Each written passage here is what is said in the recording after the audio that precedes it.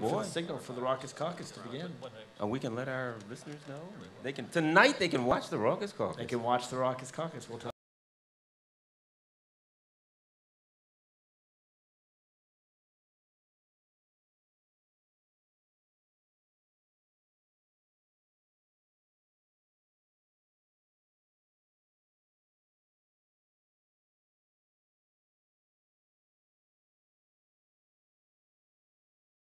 Welcome to the Raucous Caucus.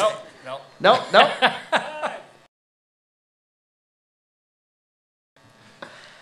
Good evening and welcome to the Raucous Caucus. I am Mark Levine, and to my left is Garland. To the far left, Garland Nixon. And to my right is Terry D. Kester, the Doctor of Democracy. And to my far right is Matt Robbins. Matt Robbins, if you don't know, is the Executive Director of American Majority. Of course, Garland, Terry, and I are the Raucous Caucus, and we are especially raucous tonight. And we represent the majority. That's right. There's no question about it. Sorry, Matt. Well, we'll see about that in a couple hours. We will see about that. Yeah. This is, of course, election night. It is. And we are very excited because we are live, not at Ben's this week. We are at the Hamilton, 614th Street Northwest. It is going to be crowded, but that doesn't mean you can't join us for a full election night coverage. If you are watching on the web, welcome web listeners. By the way, if you don't know that and you want to watch us, this show will continue. The Raucous Caucus, of course, will be for our usual hour. It's not on forever?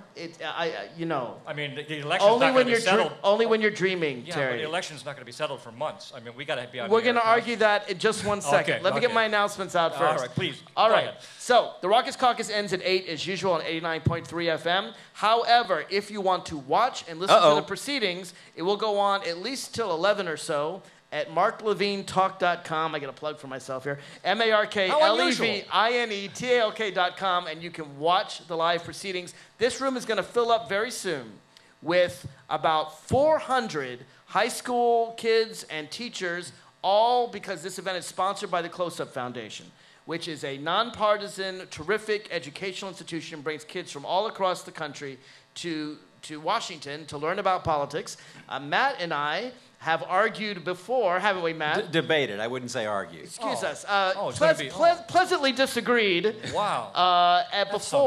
Before close-up audiences, so this is nothing new for Matt, though it's probably our biggest crowd ever. It is. And Garland and Terry and I argue every week on the Raucous Caucus. And more often than Probably considerably more than you and I've got jokers to the left of me, jokers to the right of me. Here I am, stuck in the middle again. All right. So this is election night, of course, and let's... And if you think this is a voting place, it isn't. So if you haven't voted yet and you're coming here to vote... If you haven't voted yet, turn off your radio and go out and vote. Yeah, please. Well, actually, please. if you're in Virginia, your time's up. The Virginia polls have just closed. So go to Ohio. You can still make it. It's... They'll register you right here. These guys will register you. And as long as the lines are in Ohio, you'll probably get an opportunity to vote. You might if you try. Another 12 hours. So I'm going to put everybody on the spot because that's what I like to do. And before the first state is called, we are not aware of states being called yet. I know that Indiana and Kentucky have closed. My guess is those are going to be red states. Kentucky, I don't know. That's a toss-up. If we win Virginia, it could be a very early night. But I'm going to ask all of you gentlemen here to make predictions. And I don't mean just who's going to win. Right. I want an exact electoral vote number from all of you. Let's start with my guest from the far right. I love it. Matt Robbins. Let me get my listening device in from the right-wing conspiracy. Yes, please. There we go. Yes, it's 286 for Romney. It's 51.5 of the popular vote, 53 in the U.S. Senate. Wow. 53 Democrats 53 in the U.S. Senate. Republicans in the 53 US Senate. Republicans? And that's going to be a tough one to get. 53 Republicans in the Senate? In the Senate. You want it raucous, Mark? Here we go. Matt, do they allow marijuana in the Republican Party? Not yet. I think you're smoking something. There's a dosage problem here. He's counting people that like work in the aisles in the building and things like that. He's not actually talking about the senators themselves. Yeah. All right, now to my immediate right is Terry D. Kester. Terry Kester and I have had a big money bet. A big money Mitt bet Romney $10,000 bet. For more than a year now. Yeah. Despite the fact that Terry D. Kester is as leftist a hippie as you could find. Thank you. He actually the ponytail fell off. He predicted that Obama was going to lose the election. I bet him the full amount of $1. That's right, 1/10,000th of a Romney bet. And then the new normal. I raised it to $2. And then Terry had such loss of hope as a liberal that we doubled the bet. and it's now $2. $2. $2 right on this election. 1/5000th of a Romney bet. It's that much. Right. And if any of you want to get in on the bet, come on, bring your money down. 1/1,000,000th of the national debt. That 1/1,000,000th of national debt. So Terry D. Kester. Or roughly the daily wage of a Mitt Romney worker in China. $2. Wow. $2. Roughly. Right. There you Give go. or take 50 Or cents. roughly what Mitt Romney makes every second. Millisecond. Yeah, right. Millisecond, yeah. But he doesn't pay taxes on it, so it's okay. Nanosecond. So Right. Terry D. Kester, Yes. I don't know whether you're going to predict your heart or your bet, but I need an electoral count from you, sir. Electoral count, 5 for Romney, 6 for Obama. I like that. There are a few more I electoral can votes do out that. there. I'll get you that prescription. Look, I really honestly believe at this point, I believe it's going to be stuck. I really honestly believe it's going to be stuck. 270? Yeah. 269, 269? It's going to be stuck, and it's going to go to the courts, and it's going to drag on out, and it'll probably drag out to the year 2000. The Supreme Court will decide, and we'll have George Bush back. Okay. And then I'm going to Ecuador. So it'll go till Got me excited 2016. there. Yeah. Terry, maybe it'll go till 2016, and Obama will actually get another 4 years waiting for the Supreme Court decision. It could be that. Yeah. So I don't think we're going to But be then able to Joe settle Biden it. will jump in.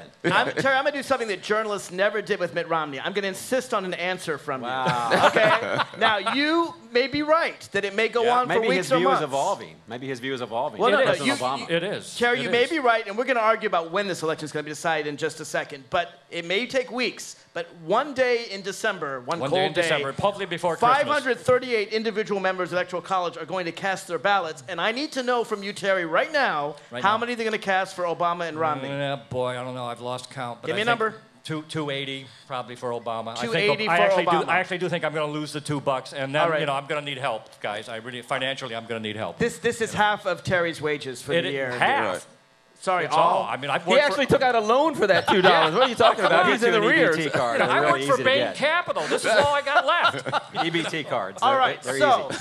we 280 for have Obama. from Matt Robbins, our token conservative tonight. Token. 286 for Romney. He's toking. Yeah, that's why he picked Romney. That's Because our he's a token toking conservative. Nice little play on words there.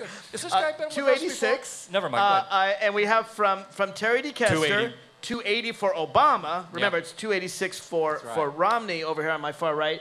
Garland Nixon to my left. How many electoral votes will Obama show up with? I'm saying I'm with Terry too. Better than 280. I think it's hard. I think that Romney will pull out a couple of the close states that we didn't think he would pull out. But the path to 270 is just too easy. I need for a number. Obama. I need a I don't number, think sir. so. 286. 286. I just heard somebody say that a few minutes. I heard somebody say that That's a few a minutes class ago, of and the it sounds Titans. like a good name. If That's a I good were number. I on like the it. Price You is see any Titans here?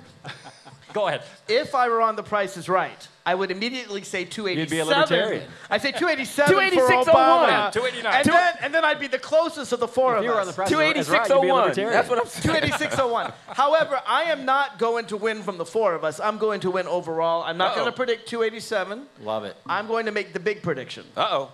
All right?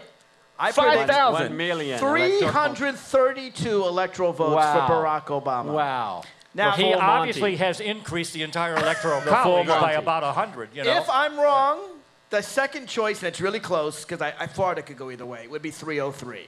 But I'm very Interesting. certain of the 303, All right. and I'm hopeful for the All right. 332. Both, All right. both of those are prime numbers, by the way. Yep. 303 is not. I know.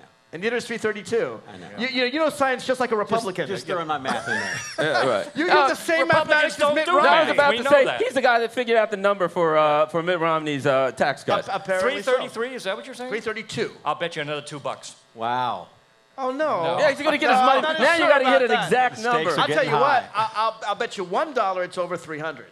Okay, I'll bet you $1 All it's right, not. I can win Okay, up to all $3 right, all right. tonight. And I'll for bet you man. $3 it's over 100. It's worth a try. It's worth a try. Deal. It's worth a try. If Easy you $3, are- you know, Tough easy crowd. $3. If you are just tuning in, we are the Raucous Caucus. And we Garland, apologize. Terry, and me, and we are raucous, and it's going to be very raucous tonight because in just a few minutes, these seats at the Hamilton, 1600 14th Street Northwest, are going to be filled. It's going to be standing room only. Cage So match. If you want cage match, oh, is that what we're doing? Yeah, later Absolutely. That's what I was told. Well, you know, might as well. There hasn't been any substance in the campaign. So, Wow. I mean, come on. And we do have Linda McMahon running this year, so. On? That's true. That's true. Oh, Mark, and if they just tuned in, tell them how they can see the Raucous Caucus If you live want to see tonight. us live See us. It's tonight, pretty. It is one really time pretty. only, go to marklevinetalk.com and you can watch us. You have to sit through 30 seconds of a commercial. That's not my fault, not my commercial. And then you get to watch us live throughout the evening. We'll be here till 11 o'clock. Matt and I will be here till 11 after we get rid of these two jokers at 8 o'clock. You think that's going to be easy, huh? We have Canes. We have Canes. $2, evidently. We have Canes, handcuffs, and bouncers ready. Good, thank you. I'm used to them. Ready. I'm sure you are. All right. So now Matt also gave us a senatorial prediction. I did. He predicted 53 Republicans in the Senate. Where do you get that? I want to know where he gets it from the same drug he got to think that Romney's going to win. Terry D. Kester, I need a number from you, My sir. first question is, have we added another state? This is not a primary debate. You have to get your own answer. Give me a number, Terry. I think he's counting one of the guys 3 times. That's what it is. About 51, 49. It's 53 now. So you think the Democrats will lose 2 seats? Yeah, I think they're going to lose a couple. And you'll have 51. But they'll still have a majority. Yeah. Our resident pessimist liberal says 51. Not pessimist, just a realist. I think it stays the way it is. I think they may lose and gain. I think it stays about where it is. 53. And because he picked 53 and I can't pick the same number as someone else, I'm 53 for 303, I'm going to have to pick 54. There you and go. I think we can Always get 54 Democrats in the Senate. So and how many Republicans? 53? That would be 46. I know that, but you keep on escalating this. And I'm just wondering where we're going. And to be clear, in my 54 includes the 2 independents. And who does Angus King? Yeah, Angus King out of Maine. We're counting him because I think he's going to vote. Has anybody got a calculator? I'm not so sure you can count him. Boy, I think we can. Well, Mark, it really doesn't matter to the Republicans because when they get 41 seats, they're going to claim a majority anyway and filibuster everything. So, it's a 41-seat majority for the Mr. Smith go to Republicans. You know, the nice thing about the Republicans, even if they get a majority, they can reach a decision without thinking about it.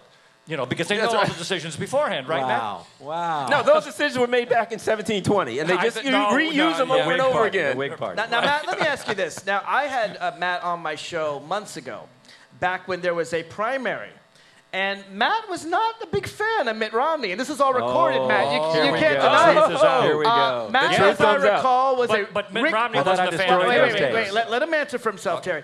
Matt, at the time, was a Rick Perry supporter. That was very brief. And very brief. as I recall... You've seen the movie Failure to Launch? You know, I really should. I should play it here. You can play it all you want. I have the video I stand somewhere. behind everything I it's say. on my website. You can find it. But as I recall, you said Mitt Romney didn't stand for anything or something like that. I don't know. Or was that a flip flopper? I don't know the exact words. I said flip flopper. Those exact words. You may have said flip flopper. I may have said he has no core. So my question, Matt, is. When did he get his core? Are you typical? Are you the typical conservative? You didn't like Mitt Romney, but now, in the final moments of the election, you love the guy. You love him. Love's a strong word. Yeah. I would say that the right, the center right, made of a broad spectrum in the same way the left is very united and very adamant about getting this president out and replacing somebody who can get jobs, pop the hood of the economy, get the unemployment numbers down. And who would that be? That's why would you vote for Mitt Romney? It's a two-party system, gentlemen. Can I point out like something about like Mitt? it or not? Can I point out something about Mitt Romney that everybody should know and we never talk about? Just one little thing. He's a Mormon. No, not that. We all know that. You know, everybody talks about him, and he claims to be a businessman, right? And he claims he can create jobs, and he even claimed he was a small businessman. I love that when he started out with $34 million for Bain Capital. But the point is, he's not a businessman. He's not a job creator. He was into managed capitalism. He's a speculator. Managed capital. He's a speculator. He's a gambler. That has nothing to do with creating a business or creating jobs. He doesn't have a clue how to do that. He only has a clue how to manipulate your money, man. Like all those shovel-ready jobs that were paid for with our tax dollars. Well, even then... Those are jobs. Even then... Where are they? Even then, I would argue that the entire premise is flawed for this reason. Yes. Just because you're a good shortstop doesn't mean you're going to be a good point guard for the Knicks. Or a community organizer. Yeah, the bottom line is business, the business of government is far different than the business of managed capital or even running a corporation. They do very different things. Not only do they not make a profit, they're not supposed to make a profit, number one. Number two, government is supposed to have a long-term view. One of the problems we have now is government is acting like business and only looking at the next quarter. So I want to get Matt a chance to answer this because it is 3 against 1. You mean we can't gang up on him? Mark. I appreciate that. I want to be fair. So Matt, address Garland's point that businessmen are trying to make profits. Government tries to increase jobs and help the economy.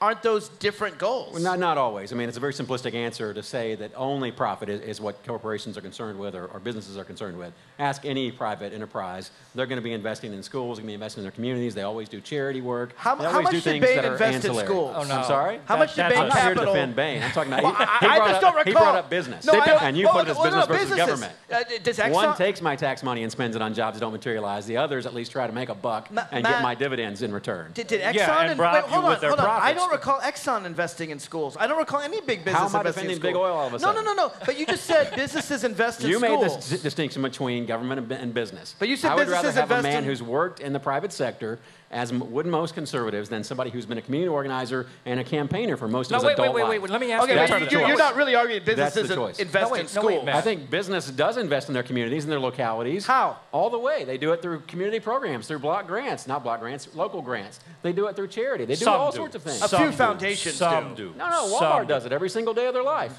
in my home state of Arkansas. Well, they can afford it. They got slave wages because for all they their make workers. a profit. Yeah, with slave wages. Yeah, Very nice of okay. them. So Obama shovels money out the door. That's our tax dollars to firms that he knows and are buddies with, like Solyndra and other energy that's pitfalls. Invalid. That's invalid. Oh, the $500 million just... Or Halliburton. One Wait a time. minute. One Halliburton, time so wrong. people can follow us. Yeah. I mean, we're talking... Solyndra was caught in a crisis when China suddenly and very suddenly dumped solar cells on the whole bloody market. And nobody saw that coming. Nobody's seen the Chinese play because play dirty Solyndra for was the doing past an 30 entirely years. different technology if you really studied it. But the issue still we haven't really gotten the issue resolved. What I said was business and government are different. Two different things. Because you can run a business doesn't mean you can run a government. They're very different. And because you can win a campaign doesn't mean you can run a government. As an example, Walmart. Here's a perfect example. You have 3 people that own Walmart worth what? 104. They're worth what? The Walton family. 107 million. So billion. So they're worth 107 billion.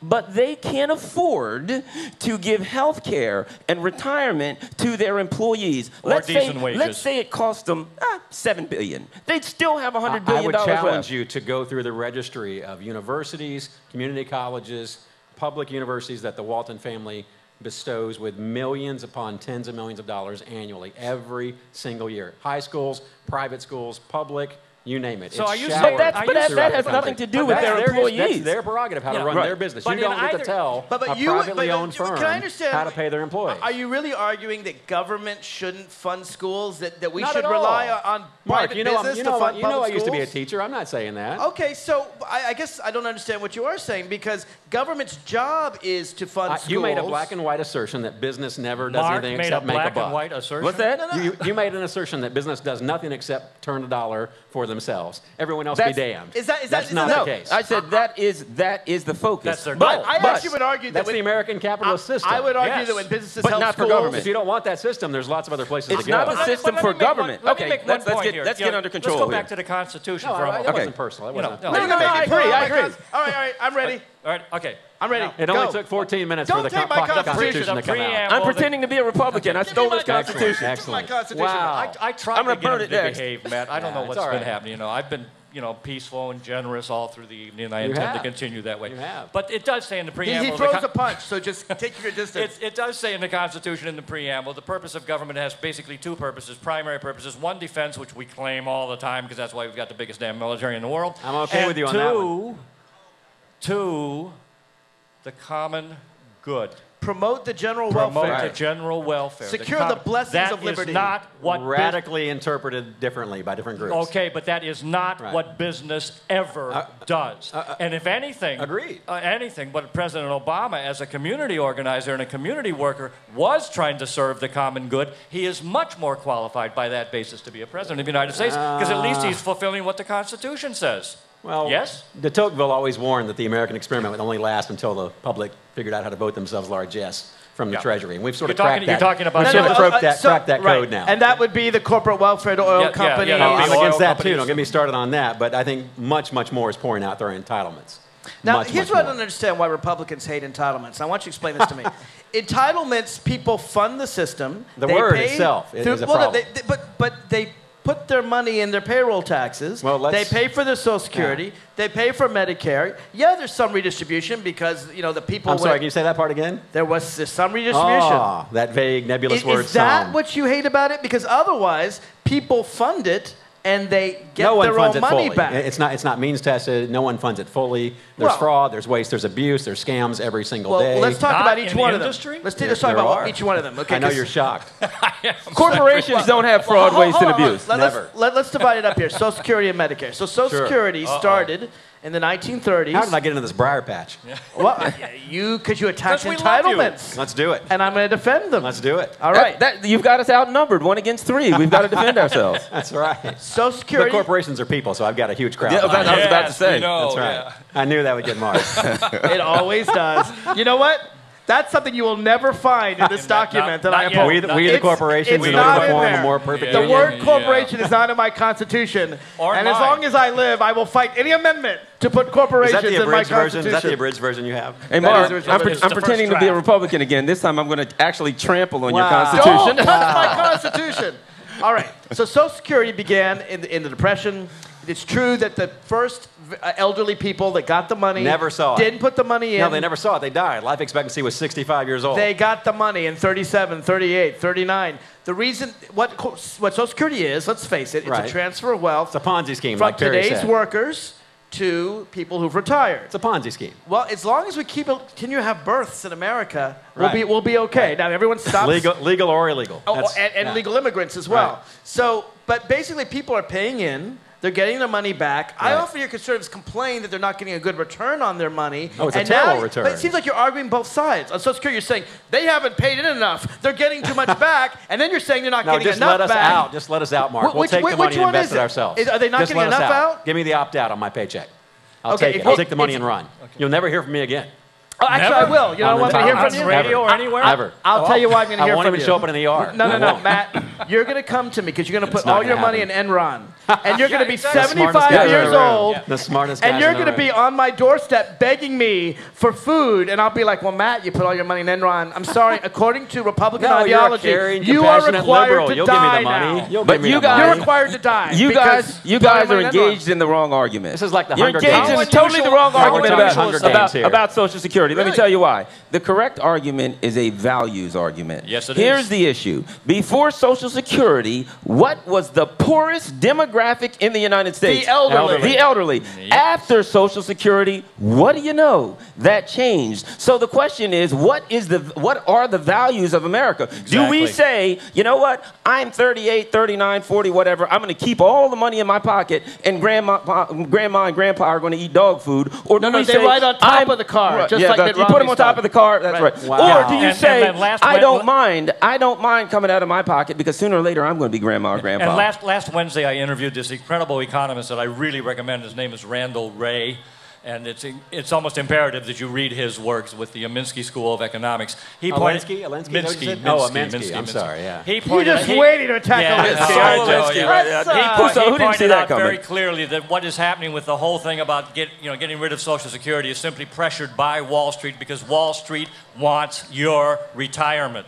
And if they get your retirement, it is going to be exactly like the market. And when the market crashes, you starve to death. That's it. That's right. You've all seen It's a Wonderful Life. We are Old Man Potter waiting there at our office for your last doubloon. That's us. And the argument time and again between the left and the right, I say, comes down to a values argument. Because we don't love our grandparents. I've done a lot of debating with Hold on, Raucous people. We actually have someone from the audience. If you are just tuning in for the first time, the reason why it's so loud and wonderfully raucous is because we are going to have a full house tonight. Cage match. We have high school kids from all across the country who are entering as we speak. You are also welcome to join us at the Hamilton, 614th Street Northwest. A special election special tonight. And the mic is open. It's going to be open for our young guests, but also for anyone who wants to join us and ask us a question. And we have a gentleman right here. Now, we're going to go on a break soon, so we may have to interrupt your question. But let's start. Tell us, sir, tell me your first name. You're clearly with Close-Up, and what your question is. Okay, well, my name is Ray, and I'm from Texas. I want to first of all say I'm predicting 303 for Obama, 235 for Romney. That was my prediction. Interesting. My second prediction. Interesting. Okay. I also think the Democrats will continue to control the Senate. I think you're way off with your thing about what, 5 or 6 or 7 Could Republicans? Be. Yeah, he says 53 Republicans. I did. 53. Yeah, no, I don't think that'll happen at all. What's your Hope and number? change. Hope and change.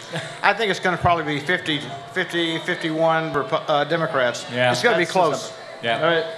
But the bottom line is, you know, Romney says he wants to work with the Democrats.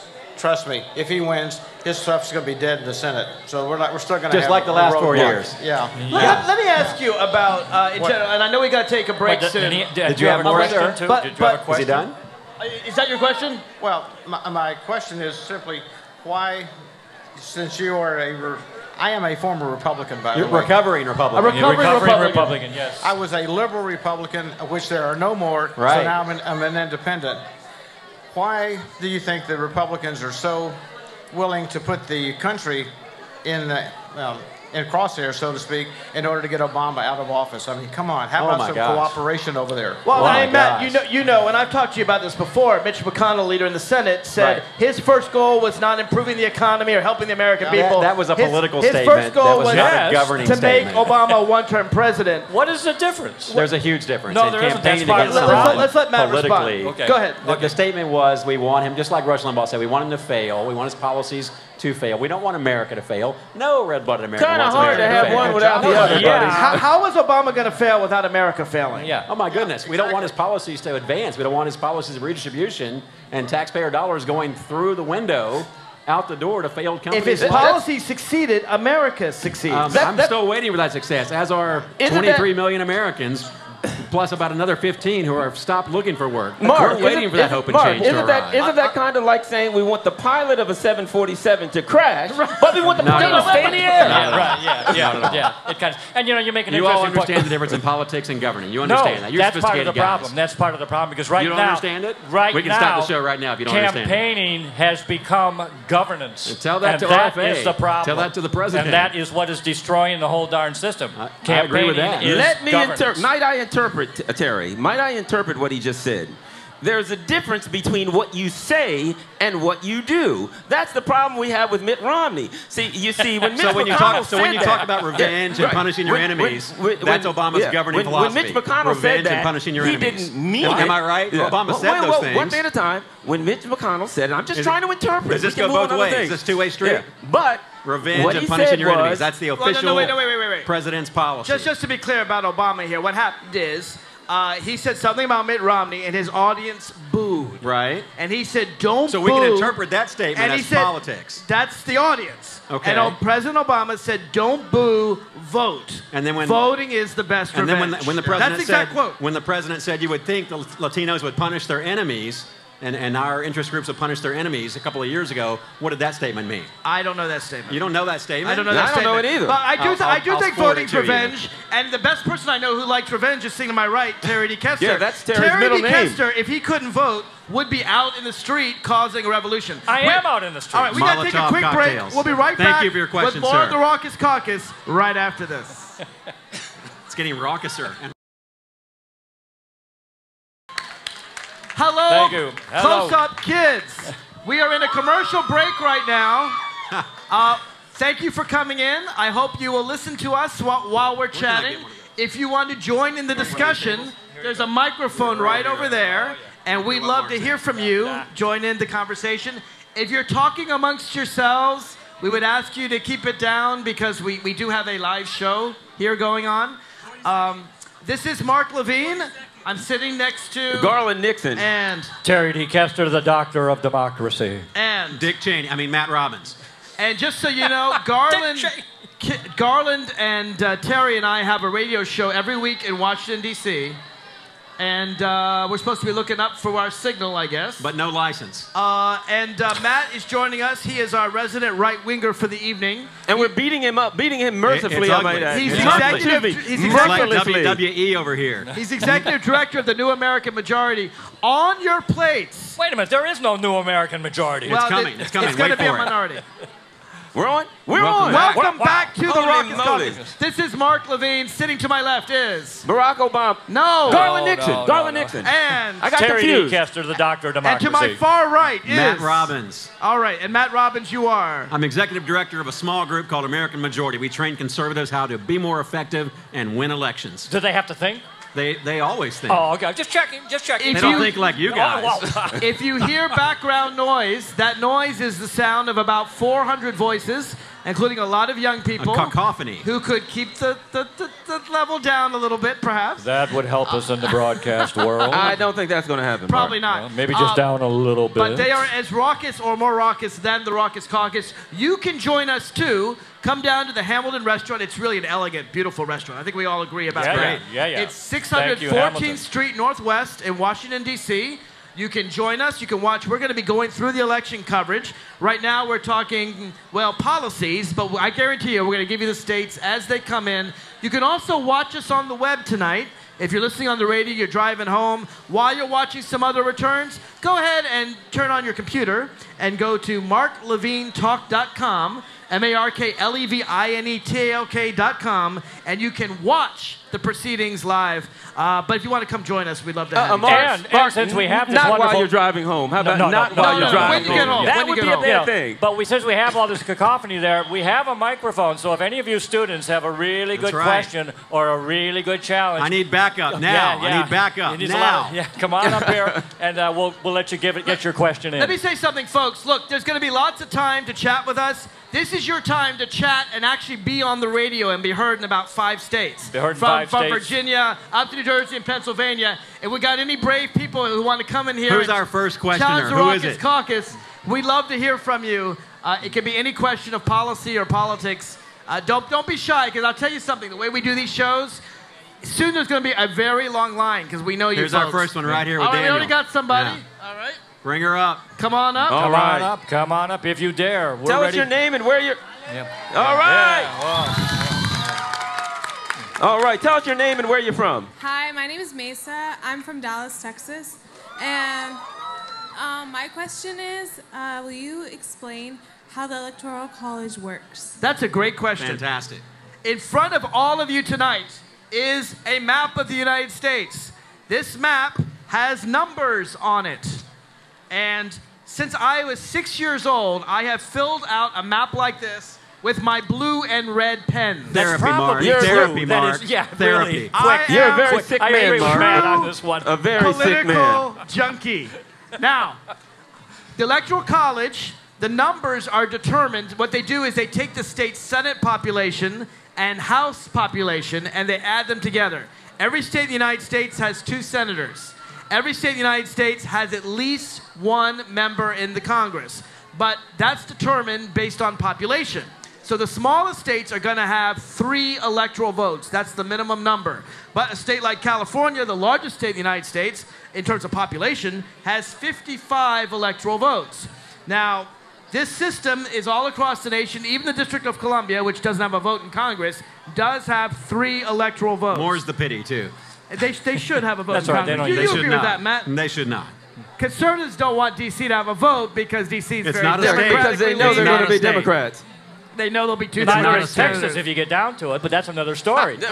All part of the Sorry. theme that we may One get into. follow-on question. Oh, wait a minute. Follow-on. Wait. Let's But just so you know, 270 is the magic number. Whoever gets 270 electoral votes tonight will be president of the United States come January 20th. And win the Powerball. And we have made our predictions. We know that Matt has predicted Romney wins with 286. Willard Mitt Romney. We've got Terry predicting Obama wins at 280. We have Garland predicting Obama wins at 286. And I think Obama's going to win at either 303 or 1 million 332. electoral And Mark and I have a Now, Depending bet. on back Florida. back to our question here. Yes. I Please. just have also, what do you predict the swing states are going to vote? Like, are they going to vote Democratic or Republican? We Well, will predict. I'll go through and predict. I predict cow. that Obama will win pretty much all the swing states except Wow. North Carolina. He's going to win Florida and Nevada and Wisconsin No. and Iowa. He's going to win Virginia No. and Colorado. He's definitely going to win Ohio. Can I throw a flag and on the play? New Hampshire. And he's going to gonna win win. Throw every a flag single on the swing play? state with the possible exception of Florida. That's why I said 303 or 332. I'm going to call Florida for Obama, but I recognize He's the king of the world. That's very, Yeah. very close. I'm But going to the predict. ex- the Well, let me exit- hear from our conservative. I'm going to exit I'm polls- going to predict The that he- last exit poll I received, which was quite a while back, about 6:35, but the last exit polling did show Romney with North Carolina and Florida, Obama with New Hampshire, Pennsylvania, Michigan, and Nevada. and toss-up still Virginia and Colorado. But if Ohio goes And for Ohio, Obama... and Ohio, of course. All right, okay. And Ohio. Yes. So Matt, where do your numbers come from? I think we get Virginia, we get New Hampshire, Mitt's backyard, we get North Carolina, as you said. Florida's ours. I think we got a great shot at getting Ohio. Wisconsin is the sleeper story tonight. Conservatives are going to get Wisconsin tonight. No, they're not. And we'll pick up Colorado. Watch So it. basically, What about Nevada? You agree we get Nevada? You get Nevada. How about Gentlemen, Iowa? gentlemen, we You have probably another get Iowa. questionnaire. We have another guest of Excellent, honor. excellent. And your name is, sir? I am Barry Mantoller from Dallas, Texas. Another Texan. Texan? Barry. Wait, is this a plot? It's rigged. It's Is rigged. this a conspiracy? Oh, of course not. No. Go ahead. So I attend Richardson High School. I'm in the law magnet there. I also am on the debate team. I'm very involved, but I'm wanting to attend Southern Methodist University, a private university, costing about $40,000 a year in tuition. That's It's expensive. obscene. I know. So See the liberals, they'll pay for it. I'm obscene. I'm having a very tough time trying to get there because, again, I'll need a scholarship or Sure. need some sort of aid. So can you please describe how both candidates will be able to affect my acceptance and ability to attend a school like SMU? That is a great We question. would love great to. That is a great question. One of the wonderful things that President Obama did in his first term is he took away the profits that banks were making off of student loans. Profits are bad. He said that government is providing student loans. Taxpayers are giving you a chance to go to SMU. This should be something A between private taxpayers university. and students. It shouldn't be a way for corporations to make a bunch of profits off of students. And that will make it cheaper for you to go to college. And Matt? I'll go a lot further than And that. let's give Yeah, Matt- let's go give- ahead. Go ahead. let's Matt. Go all the way. Go all the way. I mean, what you want, let's face it, is you like a lot of civilized nations really have, is you want universal education. Right, Why we're the heck, uncivilized why here. the heck should you wind up millions of dollars or hundreds of thousands of dollars in debt when wages are going down, prices are going down, you're going to have no income to pay it? It's absolutely obscene. And what is happening, you have a combination, the worst possible combination, a combination of government and private banking and private money that is increasing the whole cost for Okay, tuition. Terry, let's let our conservative respond. What's your name again, sir? Aaron. I'm James Barry Mantoller, Richardson High School. James. James, Sorry. James, correct me if I'm wrong. You have a choice about where you want to go to school. You could go to a public university, a two-year community college, a private university. You could go anywhere you want in this country, right? You could choose to apply wherever you like, right? Correct, I can, but I want That's to. right. But seeing the disparities between a lot of the private universities and some of the Absolutely. public and community, They are I wanna prefer- private universities not funded by state or federal governments. Correct, So but when I- you make that choice, I'm going to explain something to you called the free market. When you make that choice to go to a private university, as I did, my university back in 1989, I hate to admit it, $28,000 a year. Guess what I had to do to get a scholarship there? Probably what you're doing: academic rigor, high grades, Correct. extracurricular activities, wonderfully balanced student portfolio, and probably some loans. Probably some of those loans you're talking about, which I don't agree the government should have nationalized, in effect, and probably some Pell Grants, James, let me which ask are you there this. for everybody. Do you think that banks should profit off of your student loans, or do you think that this is something the government should provide to students without banks profiting from it? in all honesty, I just want to get to SMU, and I want to be able to pay it Right. off. Now let me throw and take another angle again. They're loaning him the money. The private banks are loaning him the money. Let's take it back to values. Mitt Exactly. Romney has said that Thank he you. wants to spend an additional $2 trillion. $2 trillion? Anybody here? Thank you for your question. Excuse me? $2 trillion on the military. Now, I'm not going to tell you how to respond, but who here thinks that we'd be far better spending $2 trillion on sending every student in America to college for free? It's not an either Amen. or. Amen. Then, no, Oh, it yes, was it then, is. It's not. then we Guns would and butter. building Guns and ships butter. because the last time we were attacked, it was by 19 guys with box cutters, and I haven't heard of a ship that's specifically designed to stop Okay, box you want to talk cutters. education or you want to talk defense?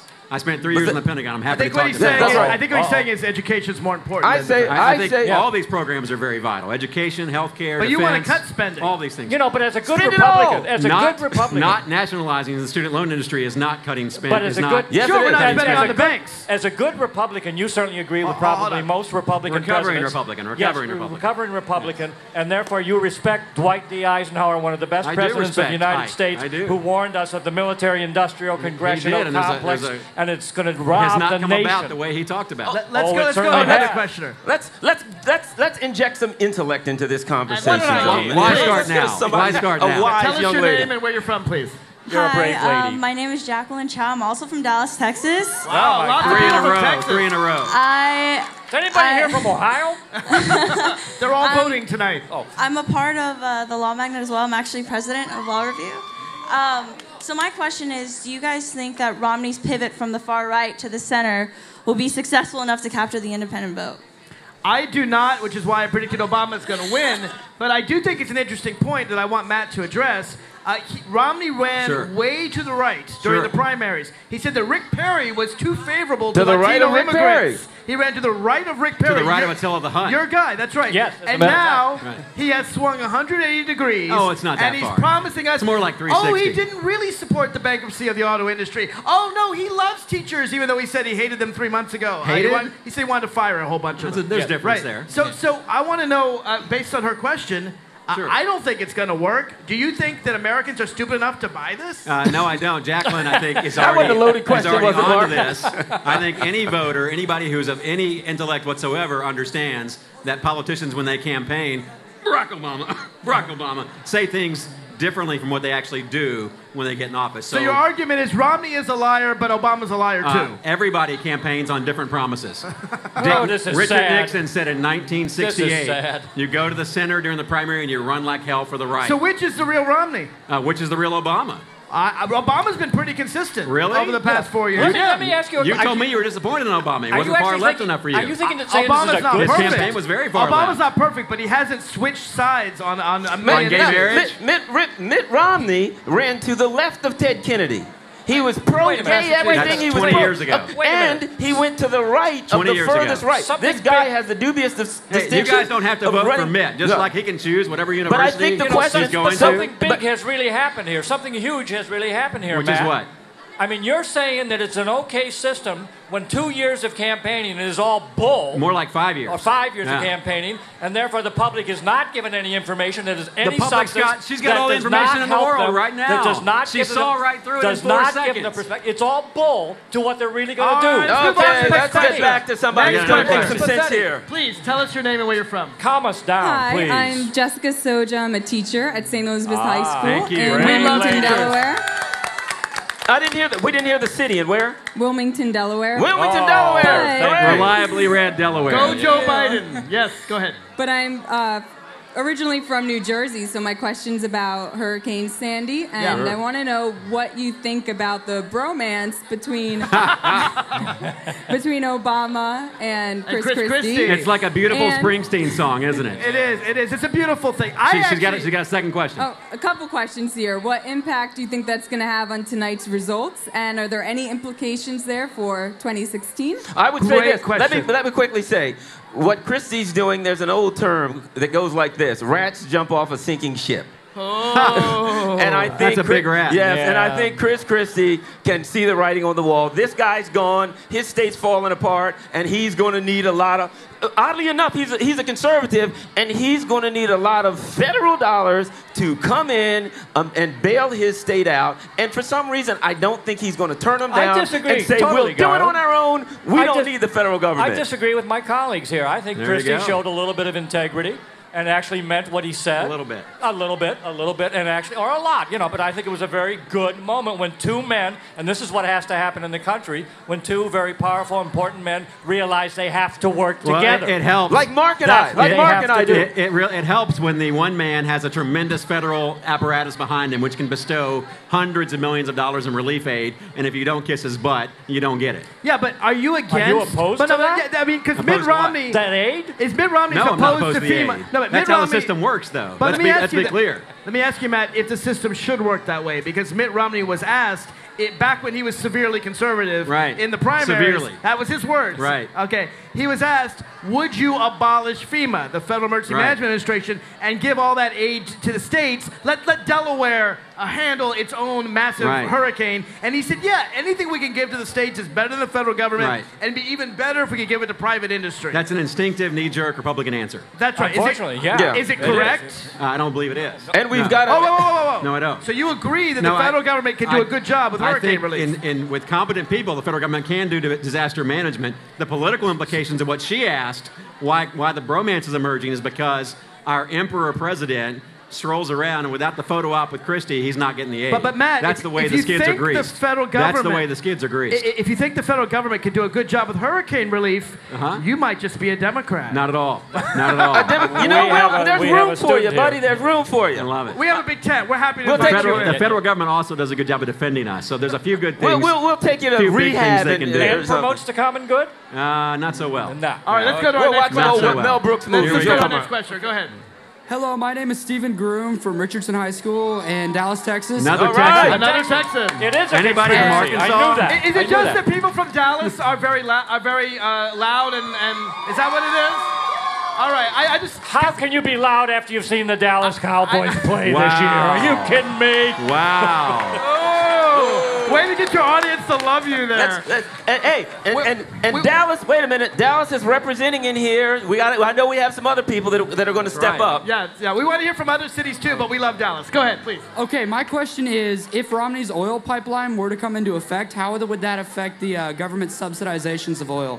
Wow, great Romney's question. pipeline. Great question. Romney's pipeline. So this is about the XL pipeline. I'm going to let Matt answer the question first. Go ahead. What was the second part? The subsidization of energy? Is that what he said? I think it's what he said. Yeah, energy subsidies. First of all, the Keystone Pipeline is nobody's. It's not Obama's or Romney's. The Keystone Pipeline. It's Canadian. Wants millions of Americans want the Keystone Pipeline because millions of Americans want the price of the pump to go down. They want the price of oil to go down across the board. That'll they do like it. pollution. Yes, all these millions of Americans want dirty air and dirty water for their children and for themselves and their grandchildren that aren't even born yet. Yes. We Republicans, we bathe in dirty water, polluted streams, polluted canyons. This is all true. He's not love it. making this up. Right, that's what we do. I had oil for breakfast this morning, actually. It was delicious. I believe that. The truth is out. The Keystone Pipeline, supported by all stripes of people on all sides of the aisles, except for some far-left environmental loonies. That would be me. Environmental loonies. There's two problems with the Keystone Pipeline. God forbid we touch those tar sands in Nebraska. Number one, God forbid, is that you don't want it to get into the great Nebraska aquifer that actually grows all the corn and wheat for all the right, nation. because there's not enough corn in America. Because... Well, with the drought, you know what? with Mark the drought, hates Mark hates the ethanol I happen to think subsidy. American farmers are good, but if you want to attack Nebraska, you hate the ethanol subsidy. You hate them. I do hate the ethanol there subsidy. There you go. All right, I don't want oil to get into our aquifers. But the other thing that's I eat it for breakfast. Is that the reason the Canadian company, and all these are Canadian jobs, the reason the Canadian company wants the Keystone Pipeline is right now it ends in Missouri, and Americans get cheaper gas prices. But if they can ship it to China, they can put it on the world market and raise our gas prices. You bet. The Keystone Pipeline That's not the deal. The pipeline is the deal's going to be made that pump. Americans get the preference. The and in either case, your gasoline prices are not going to decrease. But it's okay. Because not even today are we paying a realistic price for gasoline. Just buy a Prius. We simply are. You'll be fine. Yeah, do buy one. No, get a bicycle. If you are listening, even better. You'll live longer. Fly to work. If you don't realize we've got to change in terms of our transportation and fuel usage, then I would. And they're going to make you change whether you want to or not. They're going to make you change. That's the job of government. That's what government does. That's the friendly face of liberalism right there. It doesn't take the simple answer to everything. I would argue, based on what happened in the last few weeks, Mother Nature is going to make us change whether we want to or not. And to answer her question... Climate change now, not global warming. Oh, no, don't tell me now you're going... wait a minute, guys. We got important people here. We have a long line of people, actually. We need a 4-hour show. Call the station. We need 4 hours. If you're just tuning in to the Raucous Caucus on 89.3 FM, it's particularly raucous tonight because we are live at the Hamilton Restaurant, 614th Street, with about 500 of our closest friends. Let them know you're here. I was promised beer, Mark. The Close-Up Foundation has brought it. kids from all across the country, but apparently mostly from Texas for some reason. There you go. But we have had at least one questioner from Delaware. There's got to be some non-Texans. You are here. welcome to join us. We're going to do full election night coverage. We're going to give the states as they come in. But meanwhile, we don't believe in just counting electoral votes. We also believe in talking about policy. And what I really like about all your questions is many of them have been about policy. Very good. As I said, this is Mark Levine. I'm with... Garland Nixon. And Terry D. Kester. And Matt Robbins. Matt Robbins is our special guest tonight. He is executive director of the American Majority. He's special because he's up against 3 liberals. It's good. I'm good. And if you want to watch the show, because you're listening on the radio, go to the web, marklevinetalk.com, and you can watch us live. Mark, I'm intimidated. These kids are a lot smarter than I was. Very They're a lot questions. smarter than I was at their age. Let's ask the next question. Hi, my name is Mohammed Al Mubarak, and I come from the United Arab Emirates. From where? And my question is, do you believe that a bipartisan political system is better for America or worse? And if it's worse, how do we get rid of it? All right. This is a problem because repeat this question. Do we believe in a bipartisan political system? That it's better or worse for America? Here's the thing. In England, which is a constitutional monarchy, it's a democracy. Right. They have a system whereby you vote for the party and they win, and then guess what? The Prime Minister gets to run the House of Parliament as well, the House of Commons, and they get full control. They can do whatever they want. We have a God save the Queen. We have not quite true. And I but love our Constitution, but we've got a really wild system where the Senate is separate from the House, it's separate from the President, and they all have to agree. Checks and balances. And the weird part that's not in the Constitution is that 41 senators, a distinct minority, can gum up the whole works, which is a lot of the reasons why President Obama couldn't get his agenda through the way it'd be so easy in England. Thank God. In my view, I'm fine with our system of government, but I would abolish the filibuster, go strictly by the terms of the Constitution, because otherwise we end up in gridlock all the time. You can't support our system of government and the bipartisanship when you realize basically the bipartisanship is financed by big industry. That's what's creating the struggle that's going on today. It's not somehow that we've got to begin to realize that our system today does not work. It is not serving you. It's not going to serve your children. Which is how the founding fathers designed it. The founding fathers designed. That is such a myth, the system man. for gridlock. And you talk about designed the system for checks and balances. No, they didn't. They designed the system for the American people. When they were passionate, let him respond. Can I finish? Terry, let him respond. When the American people are passionate, they wanted to have a cooling chamber of the U.S. Senate so that the House of Representatives, who are popularly elected, would not jam things down our throats every 2 years like they did Obamacare. A couple of simple facts. I've had the privilege of being a scriptwriter from Mount Vernon, George Washington's estate, and Colonial Williamsburg. The fact of the matter is... And he was around when George Washington was president. I was. You have a powdered wig? I was You have a powdered wig somewhere? I do, as a matter of fact. I have a cape, too. You ought to see it. It's beautiful. Excellent. But the point is, our system of government was designed for one purpose, so that, this is fact, 6% of the population had a vote. That was what our Constitution designed. This is not a sacred document. When people talk about because it was white men with property. You better believe it. But that's not our system anymore. Right. The point is, when you talk about our system, you're talking about something George Washington said was written by barbarians. That's a quote from George Washington. It's a system that no longer works in a complex, non-agricultural world. This is already revolutionary. Next question, maybe? Go ahead. Hi, I'm Chandler Dalton. I'm not from Dallas. Wow, right. Another guy from Dallas. Right. Where are you from? I'm from Elk Ridge, Utah. Utah! Okay, Outstanding. from Utah. And my question is... Probably the reddest state in the United States. How come it says Oklahoma City? No. No. Okay. Okay, what's your question? Did you vote in both states? He's not a Democrat. Oh, go ahead. Yeah. When we elect our new president, what issue do you think they should address first? What issue should the president address first? Go ahead, Matt. I think it's huge. I think it's the elephant in the room, pardon the pun. The economy. 23. It's the economy, stupid. 23 million Americans out of work, unemployment at 8%. That's recorded and tracked. The actual rate's over 10%, probably closer to 11 or 12. Millions of Americans not even looking for America, not even looking for work anymore. So I hope the new president or the same president actually pops the hood and gets this thing running again. Can I comment on that real quick? Please. The issue, unfortunately, is values. The issue is never what needs to be addressed. We rarely disagree on what needs to be addressed. What we disagree on is what we need to do to address it. Well, your guy had 4 years. Right. Your guy had 4 years to address it. So what happens is one guy says, still have 8% what we need to do is massive tax cuts for the rich, massive tax cuts for the rich, and deregulate Wall Street. That's what the guy says. Wall Street has too many regulations. If we let the banks do anything they want, the economy will do well. Is this the same Wall Street that has $2 trillion of investment on the sidelines right now? So because they don't trust this president? It goes back to this. And that's why I say to our students, it's important when politicians say to you, I'm going to do this, I'm going to do that. Anybody can say that. I can say I'm going to hand you $1 million. The question is always, how am I going to do it? So that's the question. Okay. What do the two competing parties say we need to do to fix it? And which one you believe will work? Okay, but Matt, here's my issue with Mitt Romney. All right, he says Just one? I have many. Yeah. But he says I'm going to solve the economy. We're all going to have puppies and rainbows forever. Great. This sounds like Obama to me. But I want to know how he's going to do it. First, he says he wants to give tax cuts to the rich. Then he says, I'm not going to give tax cuts to the rich. Right. I want to give tax cuts to the middle class. Then he says, I want to increase the military budget by $2 trillion. Then he says, I'm going to actually cut the deficit. Which Mitt Romney is going to affect the economy? What's he going to do? Because I have no idea. Well, neither does he.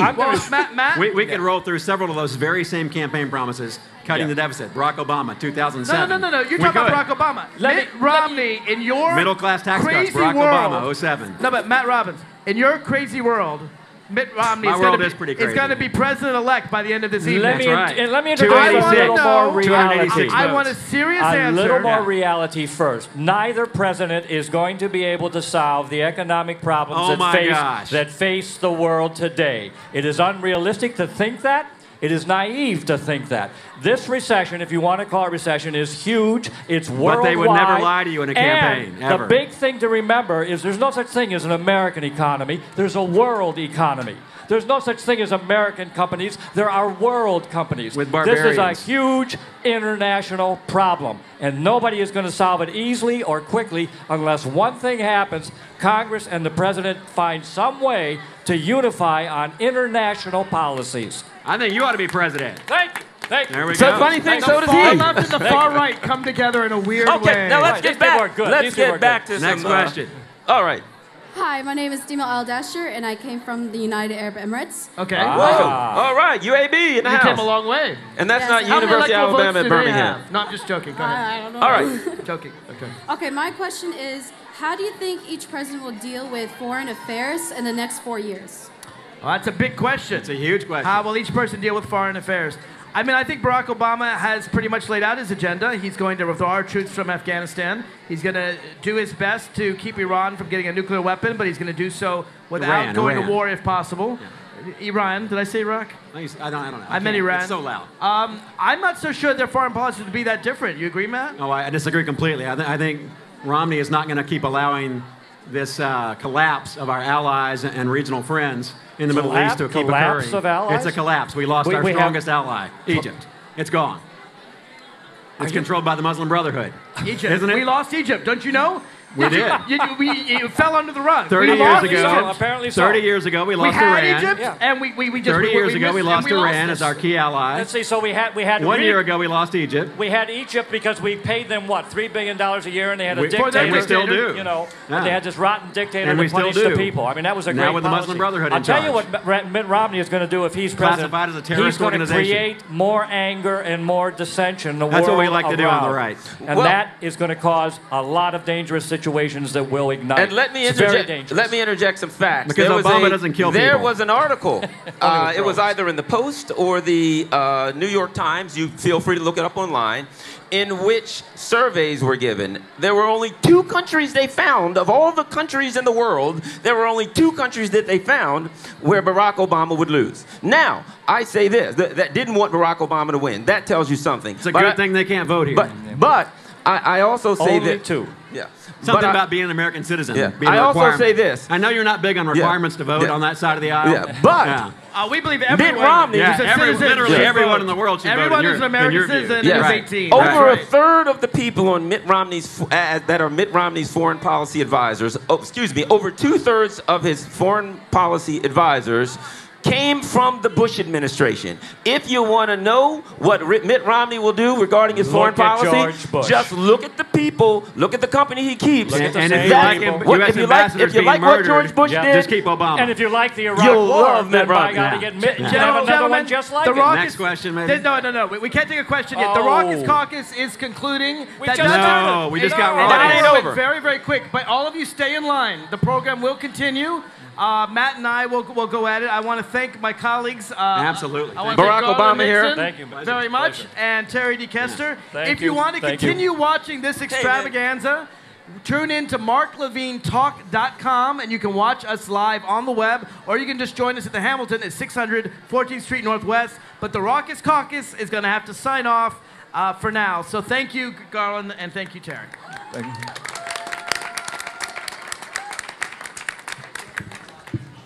And now, what we're going to do is we're going to show behind us. 8 o'clock is coming. And that means the first polls are going to close in many states across the nation. If I could ask them in the booth to show CNN behind us. Barack Obama won Illinois. Woo! Now, Barack Obama won his home state. And he won Massachusetts.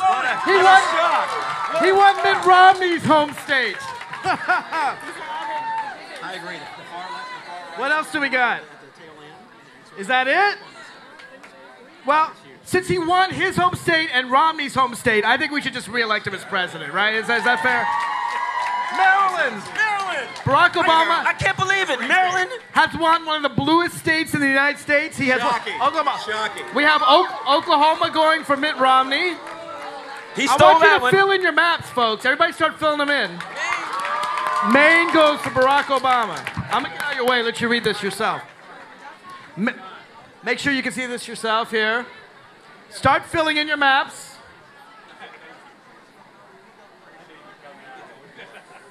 Angus King. Now, Angus King is an independent. We Democrats believe he's going to vote with us. Rhode Island. Barack Obama won Rhode Island. So far, not a single state is in any way, I mean, Matt would agree with me. These are all states that we thought that the two candidates would win. Delaware, he wins Joe Biden's home state. Barack Obama. District of Columbia. My guess is he won by at least an 80-point margin in the District of Columbia. More than 90-10. All right, so here we go. We've got our initial maps. So we know that it looks like Romney has won West Virginia, Kentucky, Indiana, South Carolina, and Oklahoma.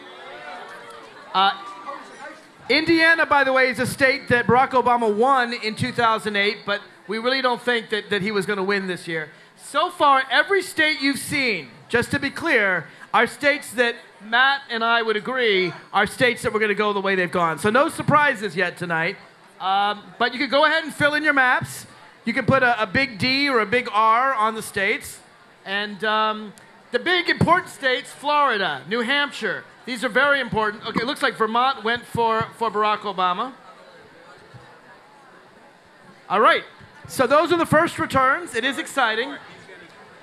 Go ahead, make some announcements. And I want to thank Mark and Matt, who are going to be with us all evening. But let me be one of the first to welcome you to this beautiful venue. My name is John. I will be helping moderate the event, and I work with Close Up. And we're going to have some insider information, get a lot more of your questions, and follow the results live.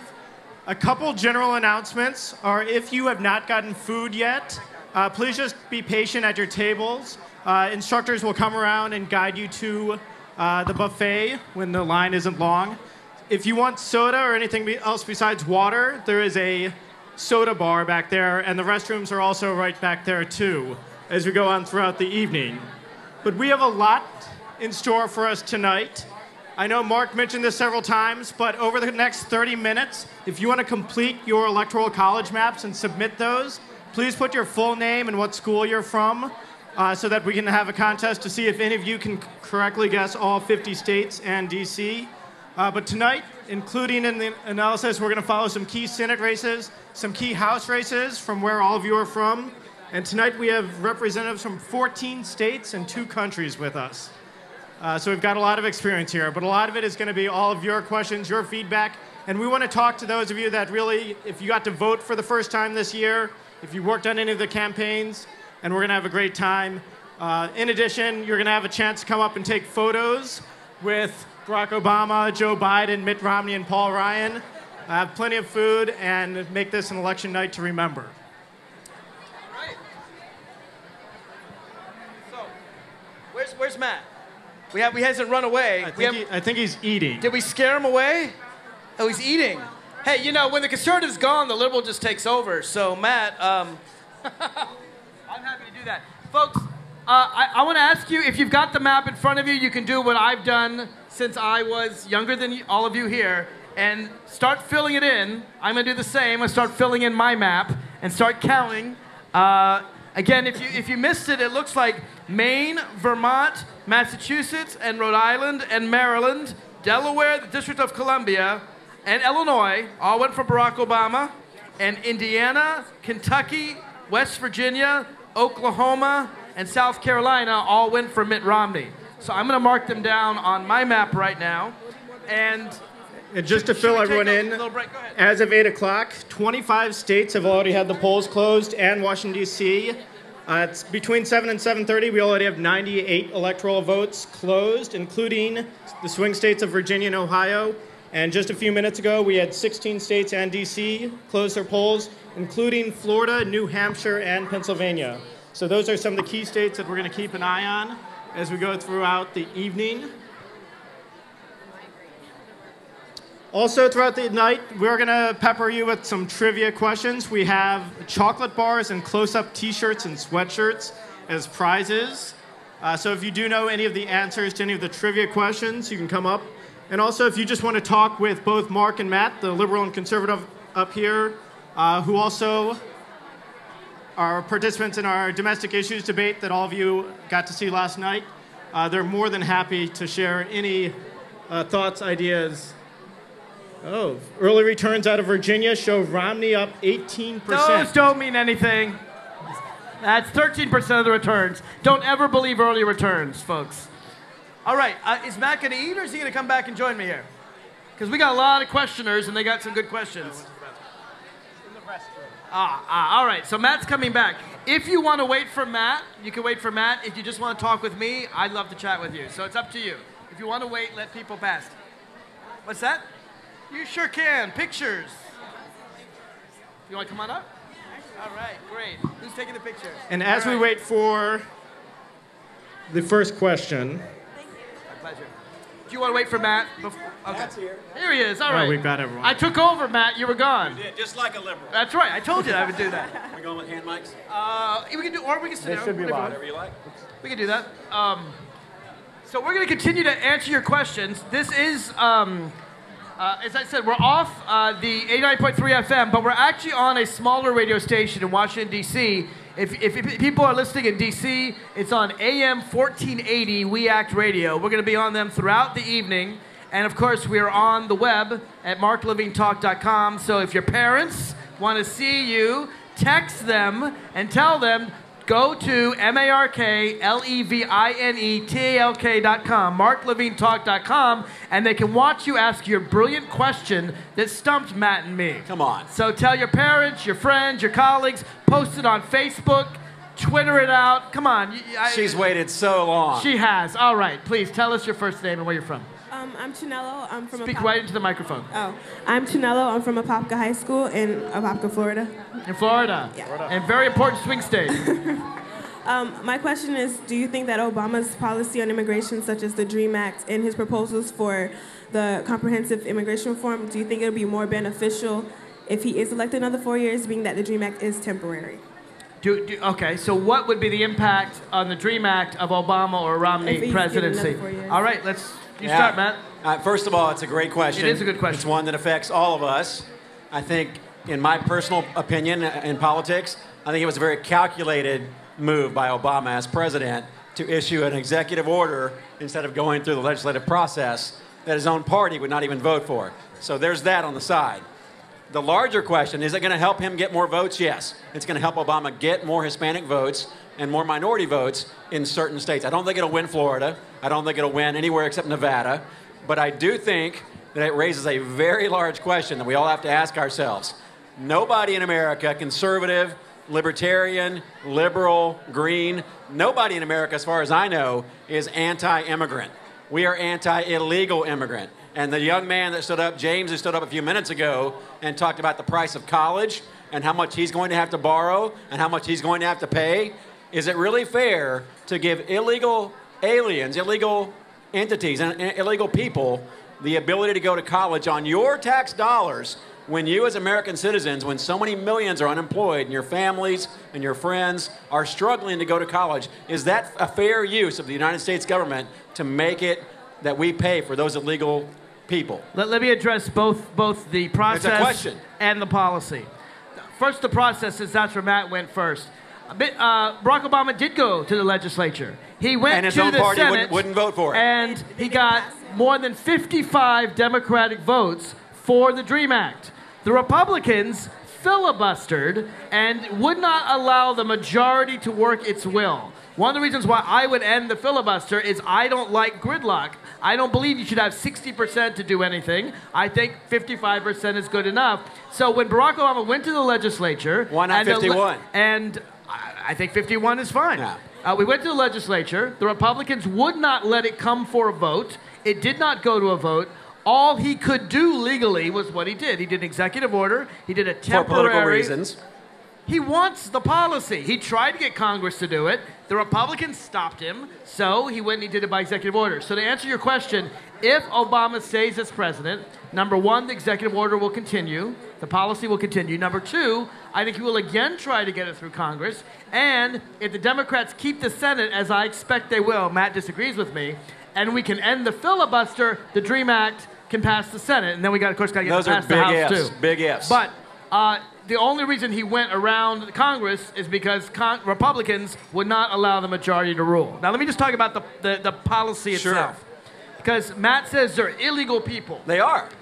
You know, I look at a kid that came to this country when they're 5 years old, and I don't care what their parents did. I'm not blaming them. It's not the fault of the 5-year-old that they came across the border to this country. And most of them only speak English. They don't even speak the language of wherever their parents were from. They grew up in Texas or Florida or Delaware or wherever. Nobody's blaming them, Mark, but nobody wants to pay just the same as for anybody them to other go to kid. college. To me, they want to pursue the American dream.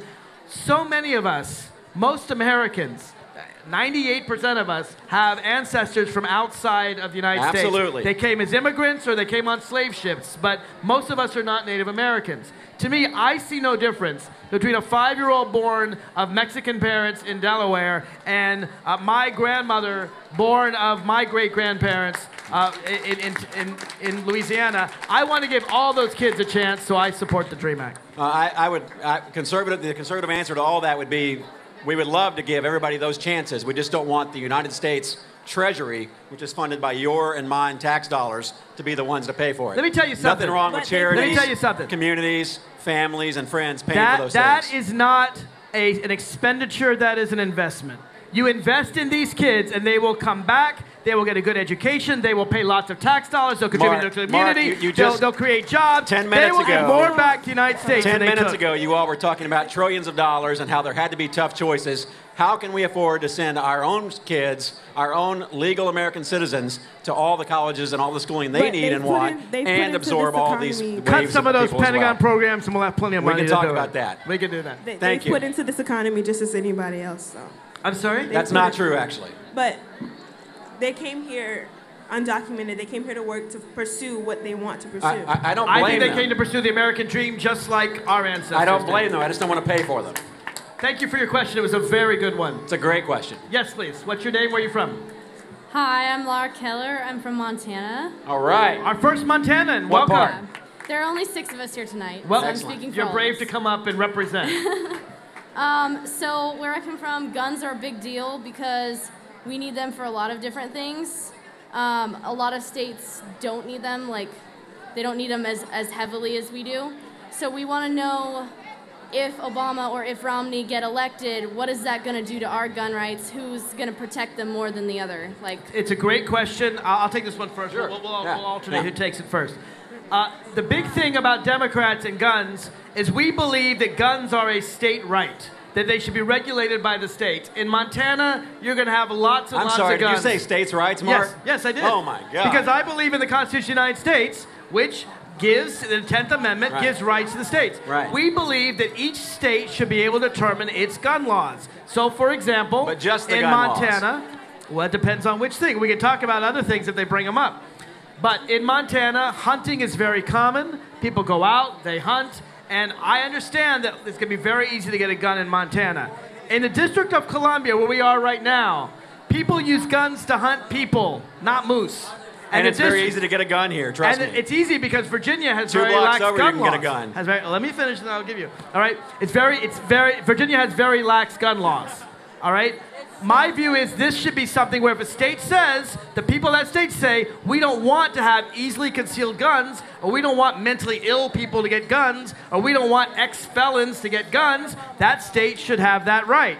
And we want to, for example, ban 100-bullet magazines, like the ones that were used in that Colorado theater to murder all those innocent people. Look, I think this is something that is state by state, and I know Matt's going to bring up the Second Amendment, so I'm going to preempt him here. You love the amendments. And I'm going to read the Second Amendment, because I do love my Constitution, and I do read it all the time. The Second Amendment says, a well-regulated militia being necessary to the security of a free state, the right of the people to keep and bear arms shall not be infringed.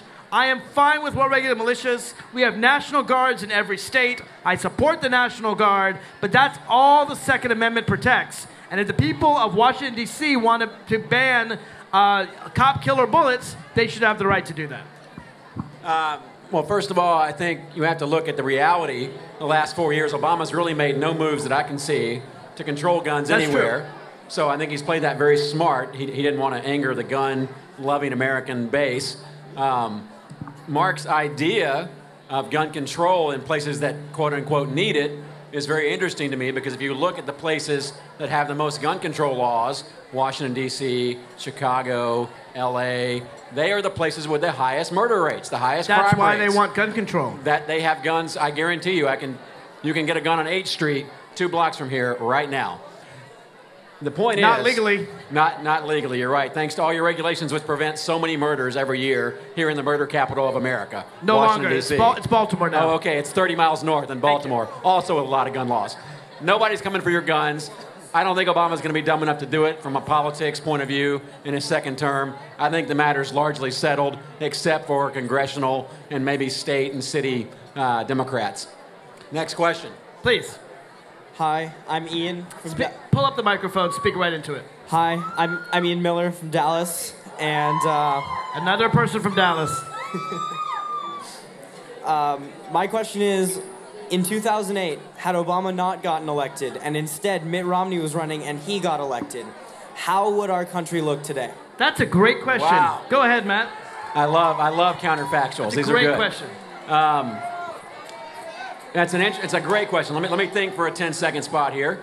I would say you would not have $2 trillion of private Wall Street investment on the sidelines, waiting and refusing to be invested into American companies because they distrusted the American president. I would say you would have unemployment probably closer to 5 or 6% than 8 or 9%. I would say you'd have a much lower tax rate for corporate tax and for the highest bracket of income earners. I think you'd see a lot more cash flowing through the economy.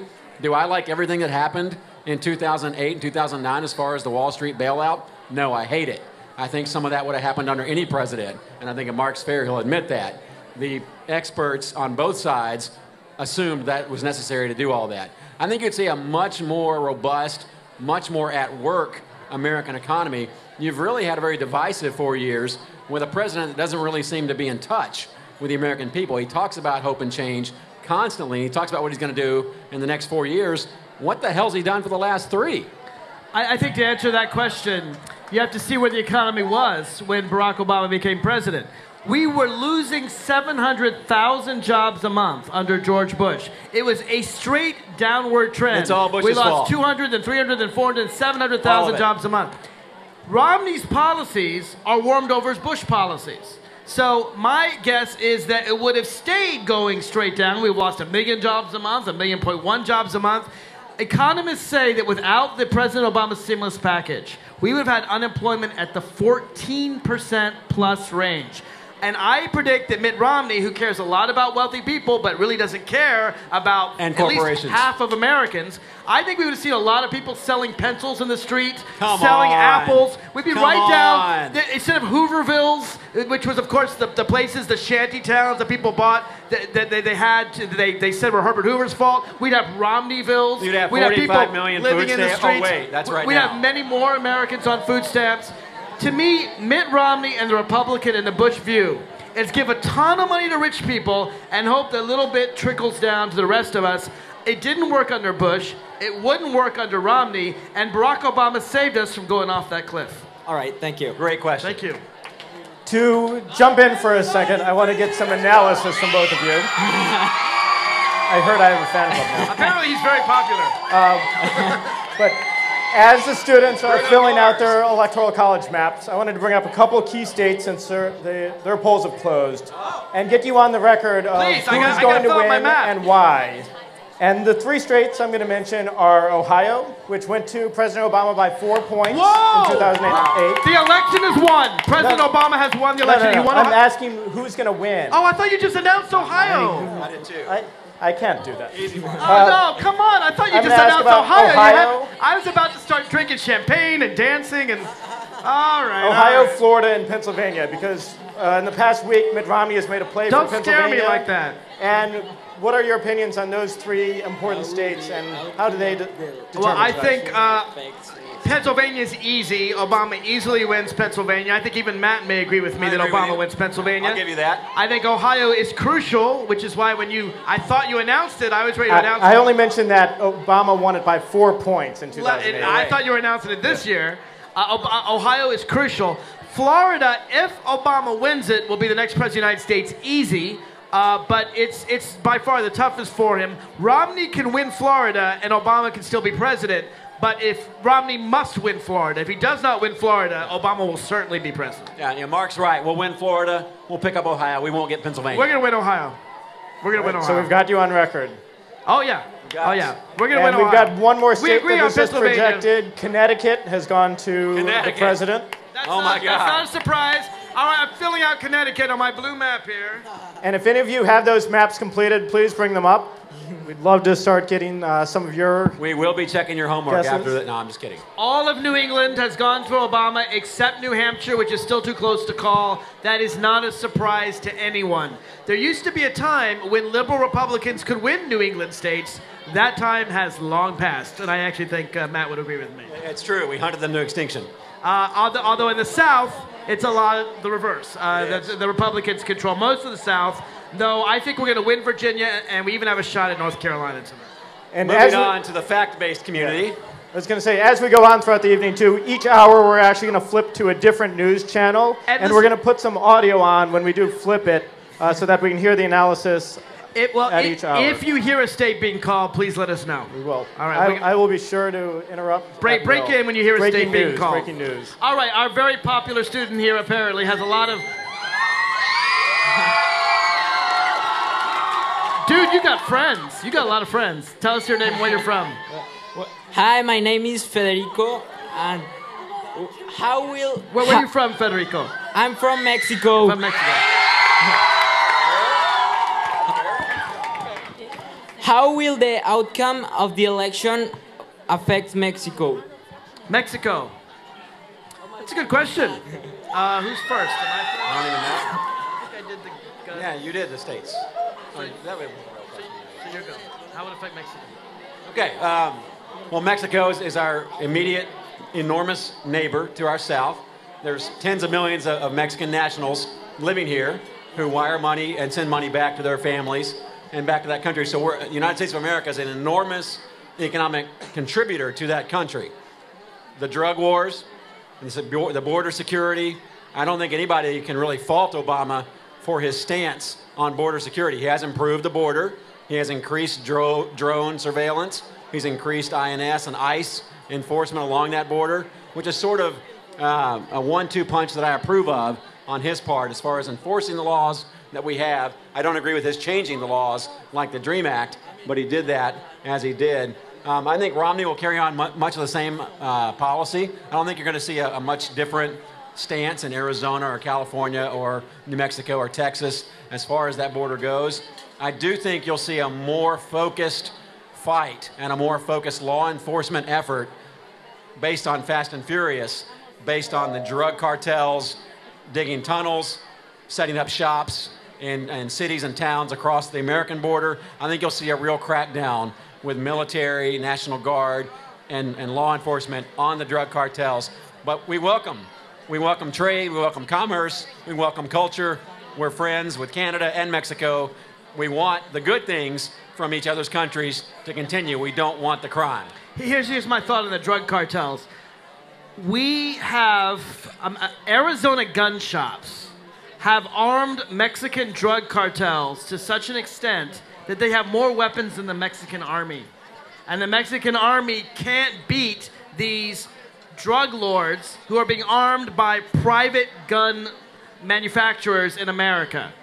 I think we should crack down on the illegal weapons, because it's illegal to own those guns in Mexico, that are crossing the border. Republicans don't want to crack them down because they're big business for Arizona gun owners. But tens of thousands of innocent Mexicans are dying because of our Arizona gun shops. It's tragic. And it's shameful, and I think we need to stop it. And that's something that I would encourage Barack Obama to do as well.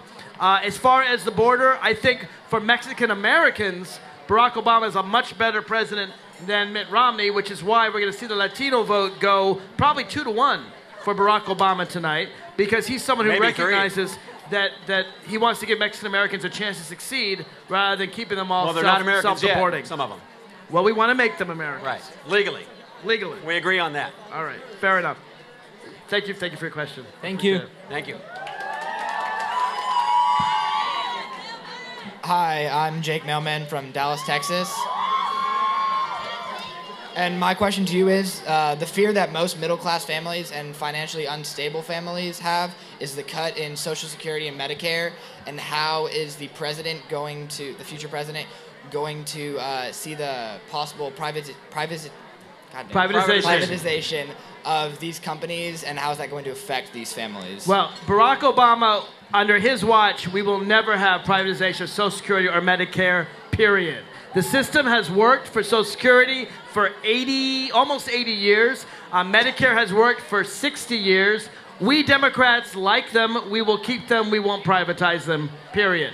I think that Social Security, in fact, under Bill Clinton, under his massive surpluses, it became solvent well into the 2030s. I think Social Security will be fine. Medicare is a bit more difficult, but under Obamacare, Medicare became 8 years more solvent and is actually good to 2024. In my view, the only fix I would make to those programs is I would make all the wealthy pay the same percentage of their income as the middle class pays. Right now, if you're middle class, you pay 7.5% or so into Social Security and Medicare, 15% when your employer kicks in. But if you make $1 million a year, you pay less than 1%. It's a regressive tax. It actually makes the middle class pay more than the rich. If we need more money, I would tax the rich the same as the middle class. And Social Security and Medicare, we don't have to touch them. They'll be fine way until you receive them. Let's walk through the programs real quick, because I agree with some of what Mark said, but there's some important distinctions. You know what a pyramid scheme is, right? Yes. Okay, a pyramid scheme is one where the folks who get in early cash out. Not everybody gets the same payment at the end of the deal. Not everybody lives past 65, right? Not everybody lives to 72, 79. So what happens when you die at 66, 64, 61? Your payments go to no one. They don't go to your... It's an insurance policy. It's not a guarantee. That's right. But you talked about a fiscal program that's worked for 80 years. So that part of it's not working. I think it works fine, because if you're dead, you don't need the money. If you would let me, your family would like the money. I assure you that you paid in for 50 years or 60 Paul years. Ryan, when his... Hold on. Let's get back to that. Finish your point. If you let me opt out of the Social Security plan and let me invest my money, I'll take it any day of the week, because I know how to invest and get 8 to 9% return every single year on average, barring a 2008 meltdown, on average, every single year of my life till I'm retirement age. The programs he talked about, Medicare, Medicaid, and Social Security, if you want to talk about it. If you think that your elected officials are leaving that money in Al Gore's famous lockbox and it's set aside from the other federal budgets, I've got a bridge to sell you upstate in New York, or downstate in New York. They raid that lockbox. They steal that money. The Obama administration has already siphoned off $700 million it's there in their own plans. They've redistributed that money from one of those programs to go to Obamacare and to shave and trim unspecified expenses in the future. It's a mess. You can do better on your own. You can pay into your own investments. If you want it, I guess you ought to be allowed to keep it. I don't think it always works. At the same time, we're not here to take it away from anybody who's paid into it. I want to respond to Matt, but before I do, it looks like Texas has gone. Is that right? Shocker. Shocker. I I don't think this is accurate. Oh, this is not. No, Ohio. Okay, South Carolina is all right. included. This is not the real map. All right. Thanks for the question. All right. Thank you for your question. I want to say this: if the law stands and Mitt Romney and Paul Ryan do not become president and vice president, which I don't think they will do, all of you are going to get Social Security, all of you are going to get Medicare. Unless you die. Unless you die, in which case I don't think you need Social Security or Medicare. And your family doesn't want it at that point either. But I'll tell you something it does provide. And Paul Ryan got it when his father died young. If someone dies and leaves children under the age of 18, Paul Ryan's father died young. He was under 18, and they got Social Security benefits. They did. Because Social Security provides for children when their parents die young. Now, understand the way Social Security works. It is an insurance. Mark, if I may cut in, we've got some more announcements coming on, and I think we're going to listen in for a little bit and see what states are being projected. Georgia, Alabama for Mitt Romney. No surprise, either one of those. President Obama is the projected New winner Jersey for tonight. Barack Obama. Devastated, as you know, by that superstorm Sandy, and we're still awaiting word.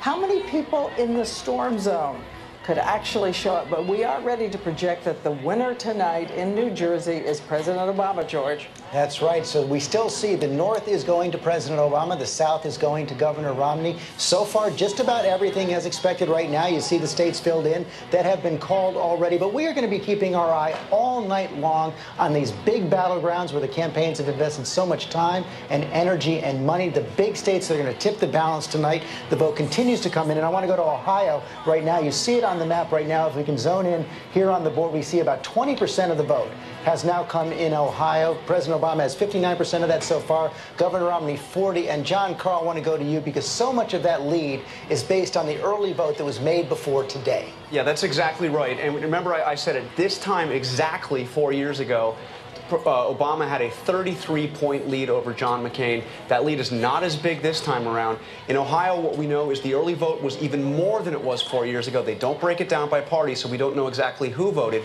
But the president has not built up the kind of lead that he had 4 years ago in the early vote. Still ahead, but not as much as he had 4 years ago. Meanwhile, down south in Florida, one of the biggest prizes on the board tonight, 29 electoral votes in Florida. We all remember what happened in 2000. Let's see what's happening right now. You see right there, 56% of the vote has been reported so far, and it is close, 51% for President Obama, 48% for Governor Romney. But Nicole Wallace, who of course worked for the McCain-Palin campaign 4 years ago, I know you've been talking to the Romney campaign.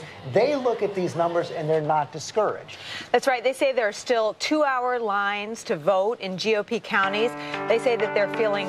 Sorry, we got breaking news. We do have breaking news. I love that everyone knows to stop, and we're filling in the South here because we have another projection to make based on exit polling. It is in Tennessee. Governor Romney, our projected winner. It is, again, a very red state coming in for Governor Romney. Nicole, you followed that chime well, but go back to the point you were making. I'm easily trained. So they still feel good. They feel good about that I-4 corridor. That's what we always talk about. They say in the raw votes, and I know from John Carl that they're not to be trusted, but they are an early indicator, a canary in the mine, if you will, and they're ahead in some of those raw votes in those counties that they must win. They also feel good. You know, we talk about Ohio, but if Mitt Romney doesn't win Virginia and Florida, there won't be anything to talk about in Ohio. It won't matter, actually, if he wins Ohio, if he loses either Virginia or Florida. So they're watching those same counties in Virginia, and they feel good about northern Virginia. They feel like the margin hasn't gotten away from them, and they feel good about the rest of the state. Donna Brazil, you spent several months, I think, in Florida for Al Gore back in 2000. What are you seeing in the return so far? Well, when you say Florida and close, I get a little nervous. But what I'm looking at really right now is that in the southern part of the state, the Democratic stronghold in Broward, Dade County, Democrats are performing very well. We're doing good in the so-called I-4 corridor. I'm looking at Duval, Jacksonville. If we can maintain the numbers that we have right now in that part of the state, I think it's going to be a narrow victory, but it's going to be very, very close. And I think President Obama can still keep Florida in his power. And if President Obama wins Florida, he wins the night. That is a key to 270. He doesn't need it, but if he wins it, he's almost guaranteed it.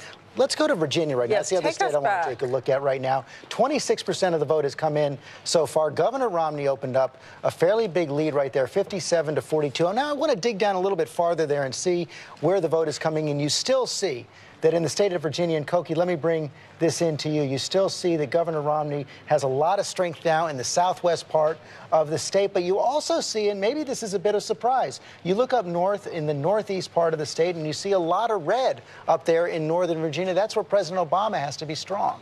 That is very surprising and something that the president's team has to be very concerned about, because Virginia, as Nicole just said, Ohio doesn't matter unless Romney carries Virginia, and if he's doing well in the northern part of the state, then that means that he could win Virginia, and that's a very big win for him. And that's surprising because in all this demography we've been talking about all night, this is a part of the state where it's high tech and very educated. There are a lot of women, and there are a lot of women who are concerned about social issues. It really goes to the question, Diane, you asked before. I mean, you have President Obama here trying to straddle not one but two tightropes. He's mobilizing very different coalitions in Sunbelt states like Virginia and Florida, where he's relying on this new Democratic coalition of a growing minority population and these upscale whites.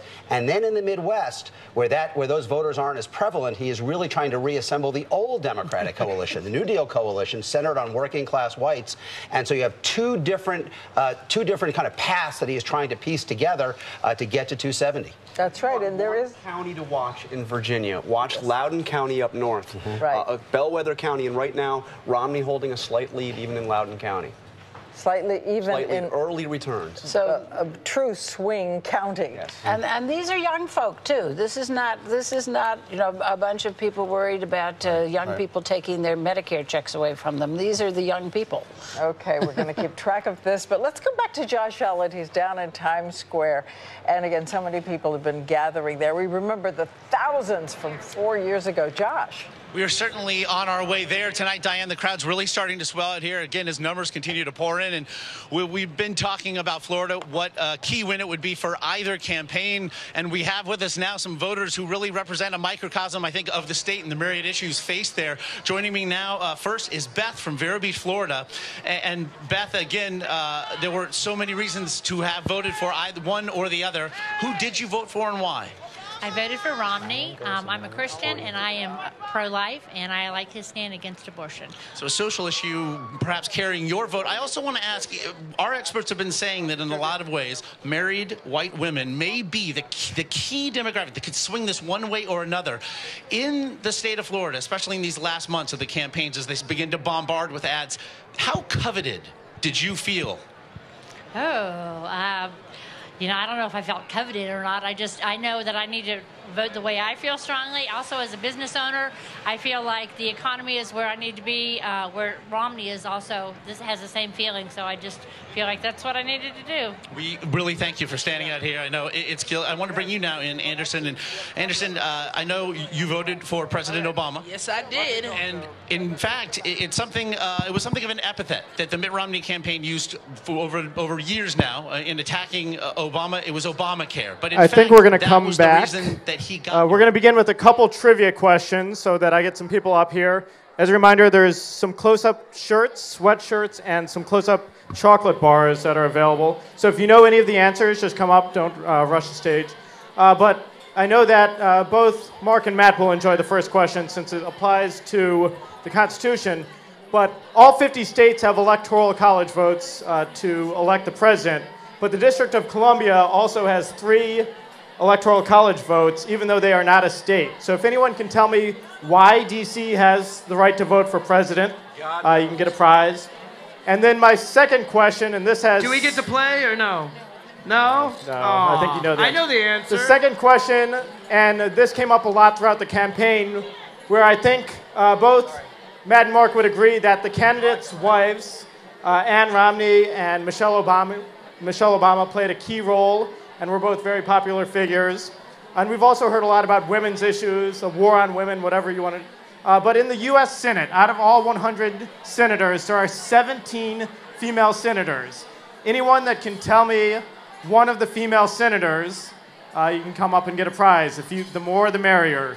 So name the female senators out in the U.S. Senate. So we are going to turn it over. And they have iPhones. They're all going to look it up. I know. And no looking up, no cheating. So the first person comes up has to answer your question. Are you going to have them come up to you on this side? Yeah, or? they're going to come up to me. All right. If you, I've got the if you want to win over this here. prize, just come up quickly, and you're not allowed to look it up. So I No think one's we're going to coming go to questions. And then we're going to cut in at 9 o'clock as we have a lot more states As closing Virginia at 9 goes o'clock. for Romney. 13 states close at 9 o'clock, worth 153 electoral votes, including Colorado and Wisconsin. So let's go ahead and have a question. Here we go. Nobody knows the answer to your trivia question? They're making their way up. I see them. All right, here they come. They're running. See who's going to get there first. I want specifics on these questions here. All right. Let's go back because we've had these people wait a very, very long time. Thank you for being patient. Look at it this way. You're not waiting as long as those voters in Florida, many of whom waited 6 hours because the Republican Party decided to cut early voting days down from 14 to 8 in the hope that fewer people would vote. I don't know why Republicans God forbid someone hate have to wait in people line voting. to exercise their right to vote. God forbid. I believe that it should be easy for people to vote, like most Democrats. Matt, like most Republicans, thinks it should be hard for people Mark, to vote. I've traveled around the world. I've been to the Balkans 7 times. I've talked to people, as you have, who have literally died for the right to vote, struggled and fought other ethnic groups for the right to vote. Waiting in line one day every 4 years is not that big of a deal. Do you believe in cutting down early voting days? I don't believe that early voting and other means of electronic or absentee voting typically lead to more fraud and more abuse of the system. It's a fact. We obviously disagree Back on to your that. question. You've waited a long time. Please tell us your name, where you're from. My name is Monica, and I'm from Pennsylvania. And I was wondering, how do you feel about the postponement of the voter ID law, and how will that affect the election in 2016? The postponement. You mean in Pennsylvania? Yes. Okay. So this is interesting. It's not just Pennsylvania. In fact, 30 states in the United States, controlled by Republican legislators, try to make voting more difficult for people. As Because I said, we wouldn't want anybody to have to show ID to vote. That's crazy, right? So one of the things Pennsylvania did, the Pennsylvania Republicans, is they took all the voters in Pennsylvania, many had voted for 30, 40, 50, 60 years, and they took 9% of them that didn't have photo IDs, because a lot of people don't drive, and they threw them off the voting rolls. And they said, sorry, even though you're an American citizen, we're not going to let you vote. Because, let's face it, many of you are poor, many of you are black, many of you are Latino, they're the ones who tend to vote for Democrats. We're not going to let you vote. The Speaker of the House of Pennsylvania said that these new laws will ensure that Mitt Romney wins Pennsylvania. The Democrats took them to court, and they won a legal battle that said, now wait a minute, you can't just throw people off the voting rolls because you don't like the way they vote. There's no evidence of any in-person voter fraud ever in the history of the Commonwealth of Pennsylvania. I've got a book I'm going to buy you. No one has ever been convicted of that crime. And this is ridiculous. You're just trying to make it harder for people to vote, and they stopped the law. In my view, that law should never go into effect, not for this election and not for future elections. I'll bet Matt disagrees. I definitely disagree. First of all, your characterization that a party or a group tried to throw 10% of the people off the rolls arbitrarily. They did. They didn't. They simply wanted to institute a common sense measure. We show ID for every single thing we do. How many of you shop or do anything on Amazon.com or the iTunes store? What do they ask for every time you make a purchase or a larger purchase than usual? A credit your card. Your password, your credit card. Credit card. Some security measure to make sure that you are you. But not everybody has a driver's license, You Matt. don't have to get a driver's license. You can get an identification card in every single state in the union. And everybody does to do everything that American citizens do every single day of the year. It's a false argument to say that they don't have these IDs and can't get them. Well, Matt, here's an answer for me. If you want everyone to have a photo ID, the government should go door to door to the 100,000 people that don't have photo IDs and say, here, welcome, take your picture, give them a photo ID. Are you support that? Because then I'm okay with photo IDs. No, of course I don't support that. Of course no. If No, you want to make it hard for people to vote. I don't want to make it hard. I want to make it easy for everybody to prove they are who they say they are. Voter fraud exists. And with photo ID, whether it's the front of your credit card or your driver's license, you are who you say you are when you show up at the polls. Great question. Obviously we disagree, but thank you for your question. Thank you. Hi, first name, where are you from? Hi, I'm Rachel, and I'm from Dallas, Texas. Okay, another person from Texas. And my question for you is, what do you think is the most effective way for the government to get anything done with a divided Congress? It's a great question. First of all, I'm a conservative, so I believe in limited government. I believe in making sure that these 535 individuals in this nation's capital whose main job is to spend your hard-earned tax dollars, I want to limit as much as I can what they actually get done. That's my goal in life. I think that's a noble endeavor. When they get to Congress and they start spending money, you should really start sweating. You should start being nervous. John McCain said, calling congressmen, saying that congressmen spend money like drunken sailors is an insult to drunken sailors. And that's true. He knows about what he speaks. He was a drunken sailor? What? He was a drunken sailor at one point. He was. I think a limited government, adults in both parties can get together on the important issues. Obamacare was rammed through both houses on a very, very obscure reconciliation measure that is not the will of either house and not the will of the American people. That's why you had such a backlash to it. I think you're going to have to see whoever's elected president, you're going to have to see the Speaker of the House, the leader of the Senate, who has not passed a budget in almost 4 years, Harry Reid. You're going to have to see them actually pull up their big boy britches, sit down, make a deal or two together instead of my way or the highway from either side. Obamacare passed with 60 Senate votes. And in one chamber. And a majority of people in the House and the president. That's not good enough for Republicans. He said they rammed it through because they only got 60% of senators and a majority of the House and a president elected with 365 then electoral why was everybody votes. so upset That's about it, not Mark? enough. What basically Matt wants is a government that cannot function. I think it was Grover Norquist who argued he wanted government to be so small he could drown it in a bathtub. That's right. And that is... I don't believe that government always fails. I don't believe that government is always bad. I think they do good, whether it's hurricane management Some good. or, frankly, the roads that you drive on. I'm glad we have roads. I don't want to pay a toll road every time I turn a corner, put another quarter in it. I think there are lots of things the government does well. I don't like having so many ridiculous rules that a government can't function. And one of them, I think, is the anti-regulation. filibuster. I am pro-majority rule. You're anti-regulation. I You believe don't in like democracy. rules. No, I don't believe in having anti-majoritarian rules. We live in a democracy. The majority should decide unless it has to do with basic human rights or something like that. Can I get a show of hands? How many of you in the room enjoy going to your state DMV? Enjoy going to the DMV and waiting for hours for your license, your test, all these paperworks you have to get from the DMV. How many of us like the DMV? If you want more of that, be a liberal. And remember that Matt wants you to go to the DMV just to be able to vote. And he thinks if you don't want to go to the DMV, you shouldn't vote. So I don't know who wants more government regulation. You don't have to have a driver's license. Here's Matt's just rule. a photo ID. Here's Matt's rule. More government regulation if you want to exercise your right to vote, but no government regulation if you want clean water, clean air, things like that. I like dirty air. Good question. Thank you for your question. Hi, my name is Cole Bracey. I go to Episcopal High School, and I'm from Houston, Texas. Outstanding. Another Texan. My question is, what are y'all's views on the healthcare mandate, and how do y'all feel about Obamacare and the difference between Obamacare and Mitt Romney's healthcare platform? I don't think there's much difference between Obamacare and Romney Care. Both of them say that we shouldn't tax everyone to pay for people who can fund their own insurance.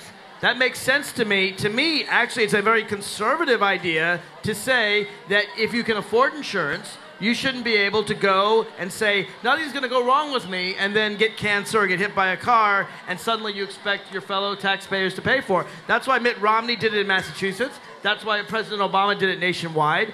Of course, in President Obama's plan, one of the differences is if you can't afford health insurance, he's going to make sure you have enough to pay for it. In fact, it will never be more than 8% of your income. That's a big advantage because a lot of people have to choose between, drugs for grandma. Well, grandma has Medicare. Drugs for someone who needs cancer drugs or their kid going to college. I think there's certain basic minimums that every American should have. Not much. Food, shelter, healthcare, education. That's it. Just enough to survive on. And President Obama is allowing 50 million Americans have access to health care they otherwise wouldn't have. I think that's terrific, and I can't believe that Romney would want to abolish the same thing he did in Massachusetts. Doesn't make sense to me. Well, there's a big difference. Romney did it in one state out of 50. Obama nationalized, effectively nationalized, $1 in every $6 in the United States economy. That's what Obamacare does. That's a fact. You can look that up. Now, Mark talks about these millions of people who are brought into the healthcare umbrella. That number changes every single week, every single month. As people change jobs, is where we get our insurance with our employers. As people get past the age of 22, now 26. I don't consider 26-year-olds to be kids. I'm not sure why they get to be allowed to be on their parents' plans. I don't understand this overarching need that Mark has for the taxpayer, for all of you. How many of you have part-time jobs or full-time jobs? I don't understand this need Mark has and liberals have for you to pay more and more and more in taxes so that everybody can be taken care of by a centralized federal government. That's the disagreement we have. We don't think Romney Care was a good idea, even in one state, but it's certainly not the answer to take that one bad idea, put it on steroids, and make it for all 50. How many people here think health care is a human right and no one should die because they don't have the money to pay to cure their disease? Thank you. Those are separate issues. That's most of the room. Thank you. Okay, thank you. Separate issues. Go ahead. Hi, my name is Steven. I'm from Houma, Louisiana. Okay. You got your supporters too, I see. Tough game Saturday. Tough game. Yeah. I was just wondering, oil is a big factor in a lot of our families down south, and I was just wondering how each candidate's energy policy could possibly change that. Yeah. Well, some of you may have missed it earlier when I basically admitted that all conservatives are evil, all Republicans like dirty air. Mississippi's been called for dirty water, polluted beaches, dead sea animals, birds, all this. I'm being facetious, but that's how they like to portray us, as if we have no family, no friends, are going to have no children, like regulation. No grandchildren. We don't like regulation that stifles and chokes and strangles business. What is it? 1 in every 8 worker in Louisiana works in one of the oil refineries or one of the platforms. So you're talking about bread and butter issues. You're talking about food on the table, money in their paychecks, money in their savings, raising those kids Mark cares so much about, sending them to school like James talked about earlier tonight. We do not believe in a polluted ecosystem. We believe in law and order and enforcement when these companies go wrong like BP did. They're paying $20 billion in reparations. Thanks to President Obama. And I'll give you that. And I'm sorry, a lot of that oil was eaten up by algae in the water right out of the gate. It's a horrible mistake, and they should be punished for it. That does not mean we should clamp down on all energy production in the country, offshore or onshore. Look at gas prices. Look at oil prices the last 4 years. You can see this administration is trying to make those so high that Americans have no choice, hold on, I'm almost there, but to switch to his pie-in-the-sky, unicorn tears, green energy plans. The question to me is whether or not we can trust corporations to police themselves. If you believe corporations we can trust the government. Are all angelic and will always do what's best for the American people, if you think corporations, when they're making an oil platform, really have the shrimp farmer in mind, that they're really looking out for the shrimpers and the fishermen more than corporate profits, well, I disagree with you. I believe that we need the government to police corporations because we can't trust them to police themselves. The government is controlled by us. That's what we're doing tonight. That's why we're filling out these maps. At the end of the day, they work for us, we the people. That's what America's all about. Because we control the government, we can ultimately control these corporations. If you take government out of the mix, the corporations can do whatever they want. Nobody's talking about taking it out of the mix. Nobody's talking about that. You're arguing for less regulation. That's not out of the mix. That's less in the mix. Well, let me put it this way. I don't think BP was regulated enough. And I think that the government has a job to protect safety and the environment, and they need to. And the folks of Louisiana have a right to a good paying job. Of course they do. But that includes the shrimpers and not just the oil men. It includes everybody. All right, fair enough. Thank you for your... Go ahead. Hi. I'm Evelyn. I'm from Houston, Texas. Okay. Another Texan? My question really doesn't pertain. It doesn't really pertain to resources and money as far as I've seen. But what I want to know is it the right of for the states or the government to both tell me that I can or cannot marry another woman. So what I'm really asking is that why should I sit by and let Romney take away my right to marry a woman that I love, or a man, or, whoever, like, well, would there be at least a sliver of hope for marriage equality out there? Not if Romney's president, no. No. Well, let's be clear, that right doesn't exist yet. Actually, it does exist in some six states, yeah. and it's going to exist in 9 states in D.C. by the end of this evening. Now that because I think Maryland, Washington, and someone help me out, Minnesota are all going to vote for marriage equality tonight. Now that President Obama has finally evolved and changed his mind about it after 4 years, I guess it's okay now. But nobody held him accountable for that belief. I held him accountable. I disagree with that. You were one of the few. Let me tell you something. The 14th Amendment to the United States Constitution says very clearly in Section 1, no state shall deny to any person the equal protection under its laws. If straight people can get married, gay people can get married. It's right here in the Constitution, and it's coming up before the United States Supreme Court. And I hope they obey the Constitution and not their own weird ideas rather about who's right and who's wrong. So what I'm mostly concerned is that I don't want it to, I know it sounds spoiled of me. No, as you should have the citizen, same rights as every American, period. Everyone is equal under the law. It's a shame that, to see, the states by states, it's like, oh, well, this couple can get married in California, but whoa. Evelyn, let me tell you something that might make you feel better. In 1948, at the time when Barack Obama's parents, they got married in, I guess in the... I don't remember what it was. I thought it was this time. Anyway, I know in 1948, California was the first state to say blacks and whites could marry each other under the Constitution. From 1948 to 1967, blacks and whites could get married in some states, and they couldn't get married in other states. They could get married in D.C., and they couldn't get married across the river in Virginia.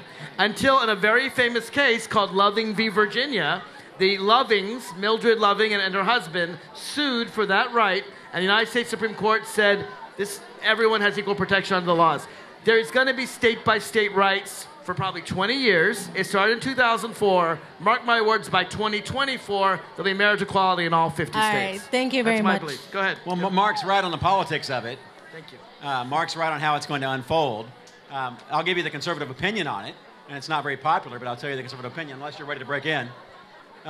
Simply put, the conservative opinion is that rights are rights, and you're right, states should have the ability to call those. I'm glad you see that for guns and for this. We're going to get you on a few other issues later on the record. But we differ in calling it marriage.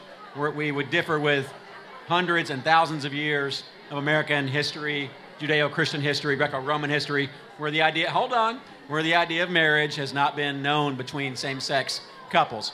Conservatives are, by and large, I think you'd be hard-pressed to find many that are not okay with civil unions, full functioning partnerships, all those things. Matt, you're it's all a different about the issue government socially not regulating and people's lives. Right. Why do you want the government not to regulate oil companies but to regulate gay people? It's very simple, Mark. If you'll Doesn't stay make with sense. me. We don't want the federal government to tell millions of Americans, many of whom are your family members from other generations who don't see this the same way that you may do. They don't want the federal government ramming down what is a socially or religiously unacceptable viewpoint down their throats. Sounds to me like the same laws against interracial marriage. It may sound the same way, but I don't think it quite is. All right, we're coming up on 9 o'clock and we some are results. very close to 9 o'clock. John, and I wanted to take it away. actually try to gather everyone's attention now that all of us have had something to eat. And kind of, because one group we haven't heard from is kind of polling everyone we have in this room. So I know all of you have had a chance to chat, but I'm going to ask you to make a little bit of noise. And I want to, and like I said, without booing or anything like that, but I want to get a poll of the audience on who you would like to win this evening.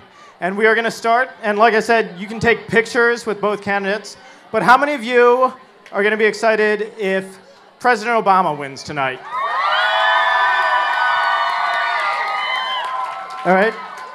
And on the other side, how many of you will be excited when Governor Romney wins tonight? All right, so from my estimation, it sounds like it's a little, or at least the Romney supporters are a little more vocal tonight We have another, as the time ticks, it gets a little bit more exciting, a little bit more on the line as more states are going to be called. Right at 9 o'clock, we are going to turn on the audio, and I'm going to encourage everyone to really try to pay attention for the 5-10 minutes that we have the TV results coming in, since I believe they're probably going to call several more states. Also, when we come back with Matt and Mark, we're going to take a couple more questions, but I'm also going to ask, how many of you got to vote for the first time this year? So we've got several first-time voters, which is outstanding. And we want to, instead of hearing questions from you, for you to come up and share your experience, not necessarily share who you voted for, but what were the key issues that you thought about when deciding who to vote for. And then how many of you actually worked on the Romney or Obama campaign in your states? Anyone work on the campaigns? If any of you worked on the campaign or have experience, we want you to come up and share some of your experiences. What did you do? Do you think you had an impact? And what does that say about this country? So I believe it is 9 o'clock, and we're going to flip over to hear some more results. Too close to call. Minnesota, too early to call. Note the distinction. Wisconsin, too early to call. Obama leads. Obama leads Wisconsin, though officially too early to call. A hold here for the Republicans. Big state of Texas, a lot of electoral votes. Mitt Romney, as expected. In New York, President Obama, as expected. In the state of Michigan, President Obama. In Louisiana, Romney, stitching together the red Republican South. Through the Midwest, in Kansas, Romney. New Mexico, President Obama. In Nebraska, Mitt Romney. North and South Dakota, paint them red for Mitt Romney. Wyoming, Mitt Romney. Arizona, where the polls just closed, too early to call. 11 electoral votes. Let's take a look at the new. As of 9 o'clock in the east, 6 on the west coast. The new electoral map. The red for the Republican Party now runs border to border, north to south. And you see the familiar blue of the Democrats, what familiar from the last election cycle. Let's look at some of these Senate races and how the balance stands right now, because we've had some results in the closely watched Stabenow, for example, in Michigan, the projected winner, the incumbent, going back. In Minnesota, Amy Klobuchar is going back to the Senate, as is Kristen Gillibrand here in New York. Hardly had to break a sweat in her re-election campaign. Interesting guy, Ted Cruz in Texas, running with Tea Party support, Princeton undergrad, Harvard Law. Barrasso going back to the Senate, Republican incumbent from Wyoming. And in Nebraska, a very interesting Senate race there. We have it as too early to call. Bob Kerrey, the former senator, Medal of Honor recipient, former head of the New School, running against Deb Fischer. To Chuck Todd we go. Chuck, a whole slew of numbers there, and we have a lot of battlegrounds hanging out there with no result. We do, but, you know, the Michigan call, the fact that was a poll close call, that tells you a little bit something. You know, had that been, again, what Mitt Romney's campaign had been pushing, is that their national momentum would naturally make states like Michigan, Pennsylvania, perhaps Minnesota closer, and at least we wouldn't be able to call them right away. So the Michigan call, a little bit of a clue here. But look, we're talking about, this is so far not exactly the way, the night that I think that Romney would hope for. None of these have been called yet, but there is good news for him in the state of North Carolina, a state that the president carried, but we're not close to calling it yet. He's got a very narrow lead.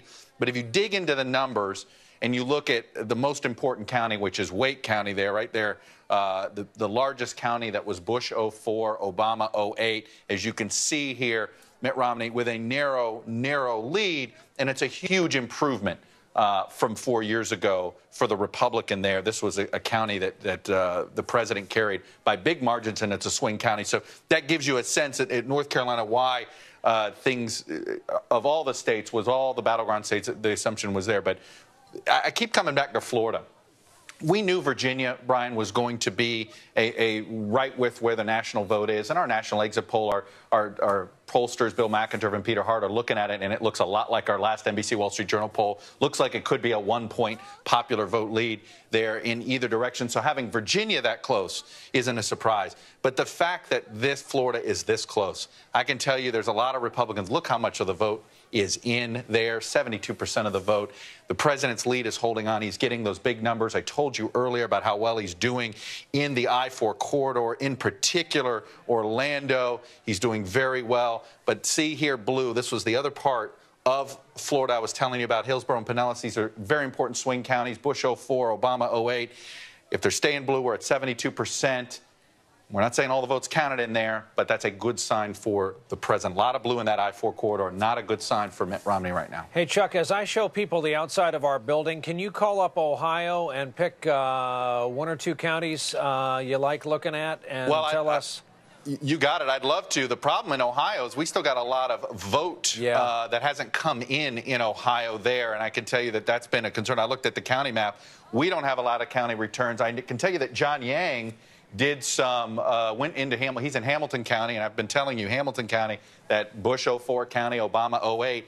In the early vote, the president led 57-42 in the early vote. That was John Yang. He went directly and got those results from the county there just among the early vote. We're still piecing it together here in our boiler room, but that's potentially a good sign for the president. They hit numbers that some Republicans didn't expect the Democrats to hit again in Hamilton County there, Brian. All right. Chuck Todd, thanks. We're going to check in real quick with Kristen Welker and Peter Alexander. They are in the respective crowds in what both campaigns are calling their victory celebrations tonight, because campaigns are nothing but wishful thinkers. Kristen, you first. What's the mood there? Then we'll go over to Peter in Boston. Well, a lot of shouting going on here at McCormick Place. I'm on the floor right now, Brian. I'm just going to give you a little scene setter and let you look at the crowd. They started to gather here about an hour ago. They have been cheering and shouting. As many as 10,000 people could arrive here before the night's over.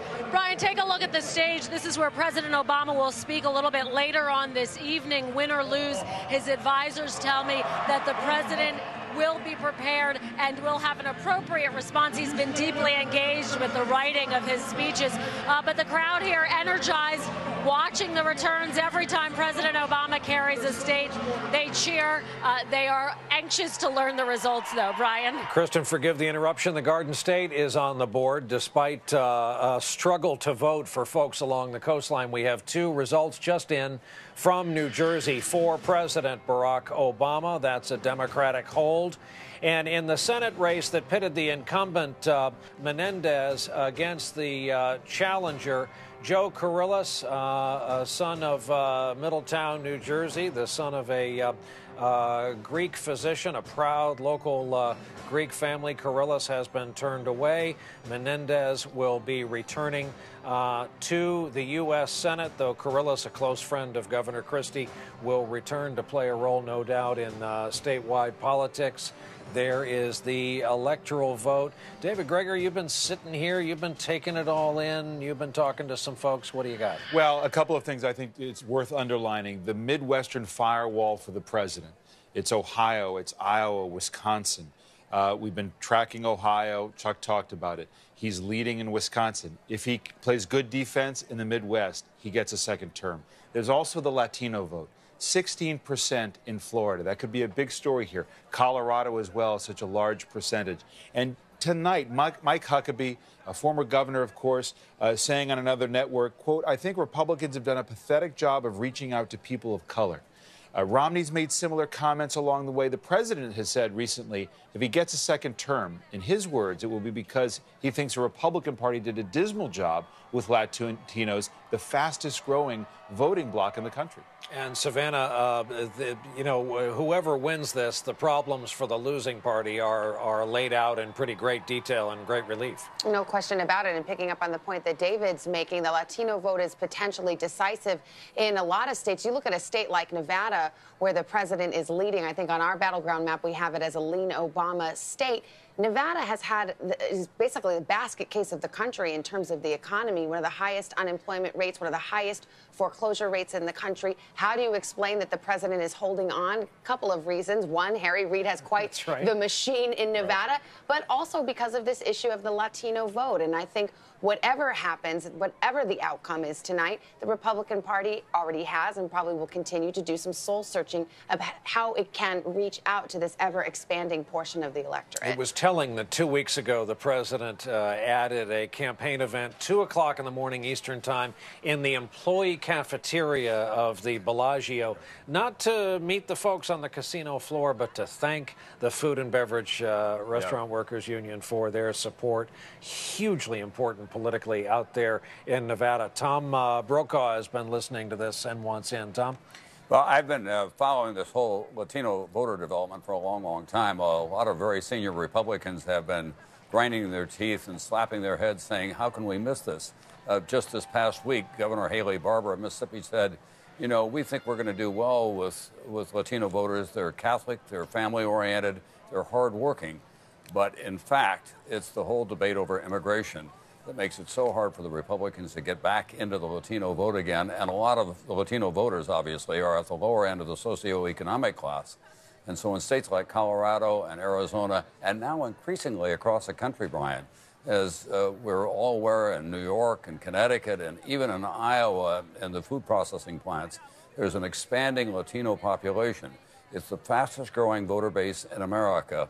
And the Republican Party, at its peril, if they don't begin to connect to them, will be on a losing end for some time. Well, and there are a lot of people who are aware of that. That message may be driven home later this evening. Tom, we have a call, Pennsylvania Senate. One of the ones we have been waiting on, Bob Casey, has been seeking a second term. Here is your current Senate balance. And right now, real quick, Andrea Mitchell tracking Senate and House. Andrea, what's the House snapshot like right now? Well, the House snapshot, very likely both sides concede that it is going to remain Republican, but you've been talking about a House that is 290 to 140. It's been a strong Republican majority and very, very conservative. And just judging by the number of Tea Party supported Republicans who have won their primaries and are not challenged very seriously, this is going to be a more partisan House.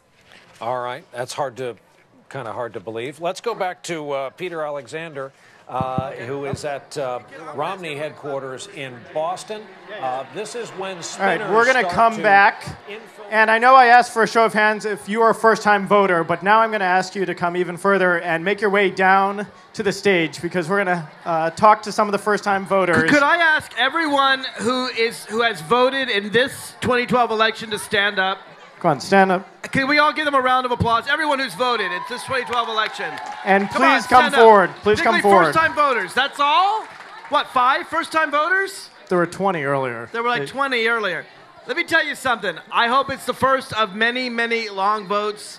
I want you to go and keep voting. No matter who you're voting for, keep doing that. And if you haven't registered to vote, please do so. It's not that hard. Usually it can be done by mail. Look it up. It's worth taking the time. Register to vote. I know we have a couple more first-time voters. Come on up and come on into the middle. We'll the House of Representatives just ask you a couple questions. Shocker. Have you share your thoughts. With regards to just a Senate update, currently the Senate is 53 Democrats, 47 Republicans. Only one seat has switched parties, and a Republican seat in Maine. An independent is going to replace the Republican Senator Olympia Snowe, who is retiring. Also one of the female senators. So before we ask, and out of respect for everyone on the stage, since we've got a bigger group, if I can ask for the noise level just to come down a little bit so we can hear some great first-timers. share their opinions on what it was like to vote, the responsibility that they have, and some of the key issues that made up their minds. An update on the trivia question from earlier. The reason why Washington, D.C. has the right to vote is actually a constitutional amendment. So if you get a pocket constitution anywhere, it's the 23rd Amendment, which gives D.C., and I'm still waiting on many of the female senators. As we're interviewing, there's also going to be a couple more trivia questions. One is if you can name any of the places where there was a president or vice presidential debate this fall. And the second is if you can name any of the Obama daughters' names or the Romney sons' first names. You can come on up and get a prize. I know like two. All right. So that's a trivia question for you to think. But as we turn it to, how many first-time voters do we have up here? 7? Maybe I'm thinking of the Brady Bunch. All right, and we've got at least one from Louisiana, Texas, anywhere else? And Kansas, and Utah, which is outstanding. So I wanted to allow you to pass the mic down, and you don't have to share with us who you voted for, but if you would like to, feel free. But I just want you to take about 20 seconds and share with everyone what was a key issue that helped you in deciding who to vote for this year. And please introduce yourself, name and state. And for this portion, I don't mind if everyone's talking, but if we can bring our noise level to very quiet, would be outstanding. So we're going to start right here. I'm Angel Gonzalez. I'm from Houston, Texas. What do you want me to say exactly? If you wanted to share since it was my first time voting, I saw at the beginning it said straight Democratic, state Republican. I kind of figured, okay, I guess that means it's going to be all for Republicans or all Democrats, so I kind of wanted to go through the whole ballot since it's my first time. And I'm not going to lie, when I walked into the voting center, I saw that they had a sample ballot, and it was like a huge ballot, and I got kind of scared because I was like, oh my God. That's awesome. These are fun stories. I remember my first presidential election was 2000, and if you remember that from history books, now that I'm old, it went on for months. All right, who do we have next? I'm Connor from Utah. It's my first time voting. It was a lot more than I thought it would be. I thought I was going to walk in and vote for maybe a senator and the president, whichever candidate I decided. But there's a lot more to it than I expected, a lot of issues I hadn't really looked into. And that was kind of surprising to me. And were there any key issues that you really focused on for when you're picking a candidate? Yeah, the key issues for me were foreign policy was a big one for me, also economy and jobs. Those are the main two. Hi, I'm Matt Robertson from Houston, Texas. When I first walked in there and saw how many people you had to vote for, I was like terrified. I couldn't remember who was who and all that stuff, so I just went through it, took a while, and what helped me vote was probably energy and foreign policy. Great. And just to interrupt for 1 second, they did just call the state of Pennsylvania, actually the Commonwealth of Pennsylvania, since we have students from Pennsylvania, for President Obama. So that's, right now the tally according to NBC is 153 for Governor Romney, 148 for President Obama. Sorry to interrupt. Go ahead, Katie. I'm Katie, and I'm from Kansas. I've only been 18 for a little over a week, and when I got my ballot in the mail to vote in advance, I felt like a really big kid. I was really excited. And were there other big issues that you were focused on? Probably foreign policy and jobs. Very nice, very nice. We've got 3 more first-time voters. Hi, my name is Dima Al-Dasher. I'm from the United Arab Emirates. I am an American citizen, and I am registered underneath Connecticut. So I voted underneath Connecticut. The first time I walked into the USA Embassy in Abu Dhabi, I was with my dad, and I was just so scared because I had to fill out this absentee ballot, and I just didn't know what to do. And I honestly didn't know who I wanted because I'm in between. I'm neither Democratic nor Republican. So I just did my research on each candidate and who I felt would actually help our country to make it to a better place. Very nice. Hi, I'm Caroline and I'm from Louisiana. Whenever I voted, it was kind of like, it was fun, but I went in and there was like 10 amendments that I had to vote for and I didn't know what half of them were talking about, so I had to like look it up on my phone while I was waiting. And the major like issues that persuaded like which candidate I was gonna vote for were tax policy and foreign affairs and social issues. My name is Patrick Yancey, and I'm from Houma, Louisiana. My first time voting, they had about 10 amendments on our ballot, and I looked all that up before we went to the booth, and I didn't understand what any of them meant. So my dad's a lawyer, so I had to have him explain everything to me because I did not understand any of those laws. And when I went to the booth, it was really exciting experience. It was but that's my experience. And it's always great hearing. I know there were more stories out there from all of you that were a first-time voter, but give the 7 of them another round of applause. Who knows, one of their votes in this room could affect the election outcome. Scary to think. I'll grab that mic. I know that another election update. The Florida election results as they come in are looking very 2000-esque. Currently, there is a 1,000 vote difference with 78% in, which out of over 6 million votes cast so far, that is an incredibly small margin. So we'll keep an eye on Florida. And actually, they just updated Florida. Now it's about 13,000 in favor of Mitt Romney. So very close with 79% in. And they still haven't called any of the other swing states of Virginia, Ohio, New Hampshire, and many others. So I think at this time, I've got a ton of people that have answers to trivia questions. Mark is busy coloring in his map, as states are called. And Matt and Mark are excited to answer some more of your questions. So we're going to turn it over to Sarah, who's been patiently waiting to ask her question.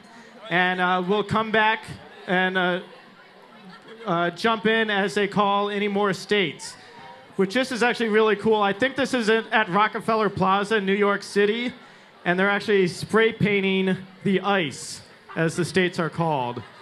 So I don't know. I hope the EPA doesn't see them doing that, Mark. I'm okay with that. I don't know of any toxins in spray paint. I got my map filled out. Again, I've been doing this, and I used to have to create my own maps since I was 10 years old.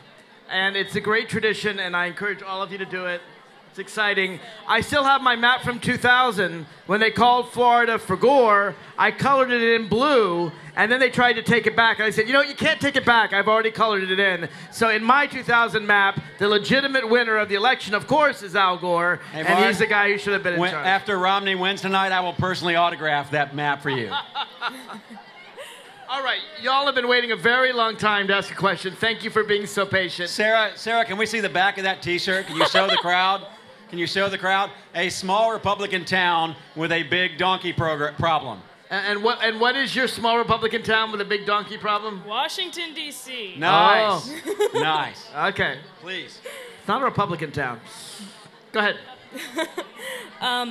If you didn't get it from the shirt, I'm a Republican. But my question kind of has a story. 4 years ago, my father, he had a steady job. We had benefits, everything. And Obama's campaign was hope and change. Well, we definitely got our change. About this time last year, his work environment became very hostile because they didn't want him there anymore because they didn't want to pay for his insurance. So it got to the point where he quit. We were okay until about March, and that's when he was working for only $9 an hour for 4 hours. And he was unable to find a full-time job. He still doesn't have a full-time job. So this election depends whether or not I get insurance or not. And don't talk to me about Obamacare, because I know that I'm not going to be saving money if it's there. I'm going to be paying $2,500 a month. I'm not paying that.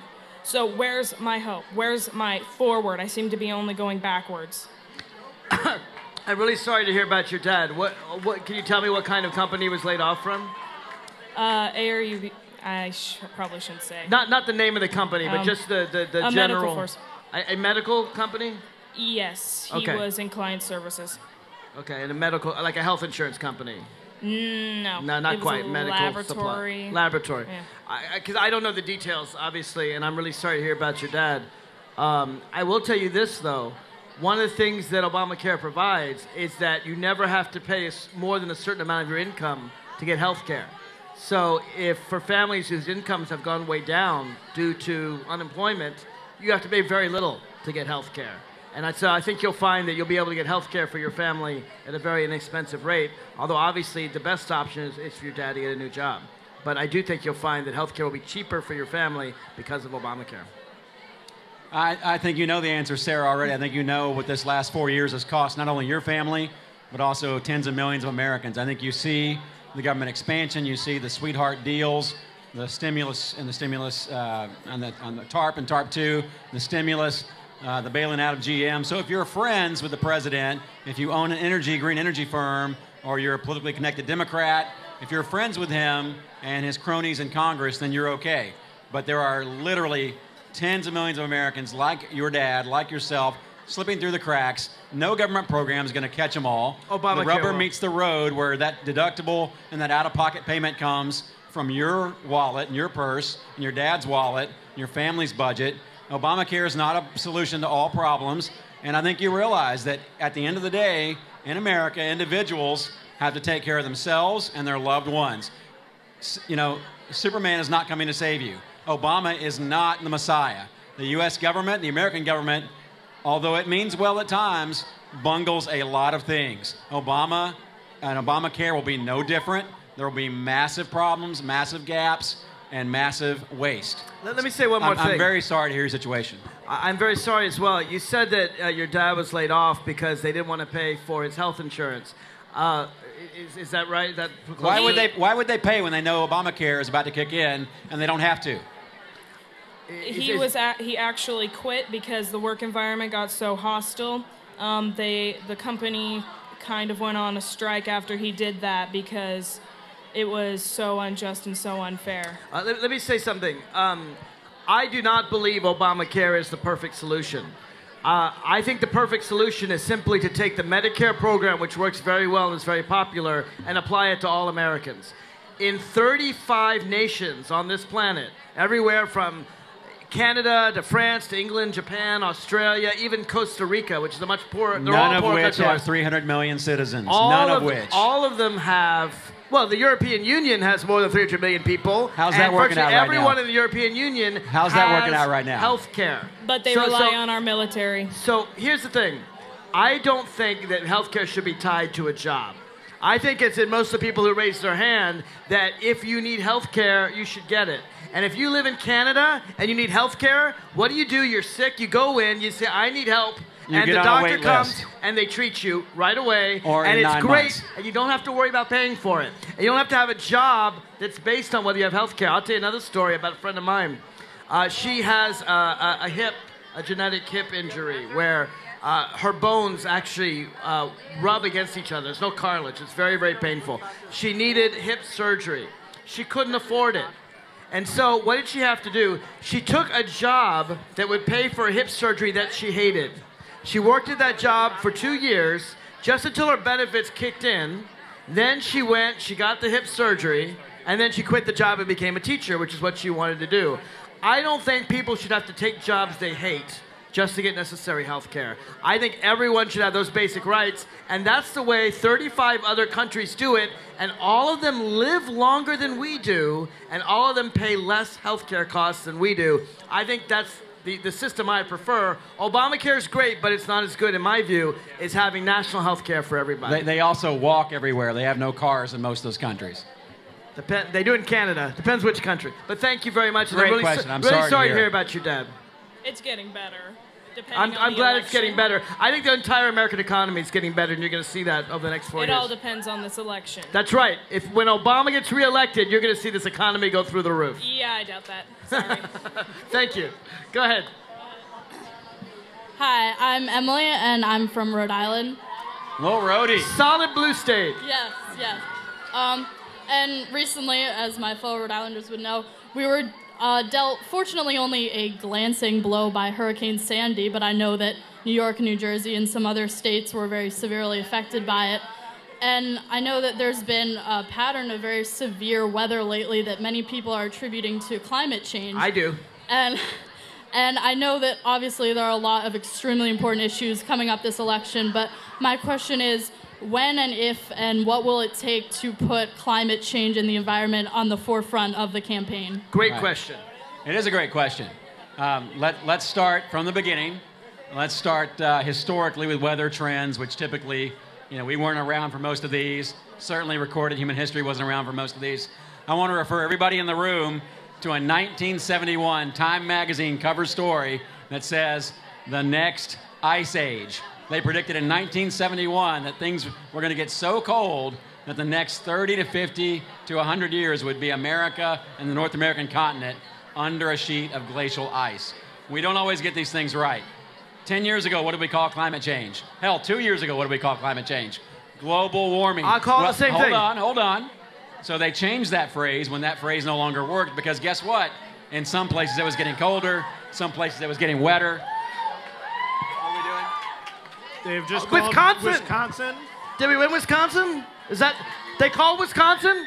That's a big deal.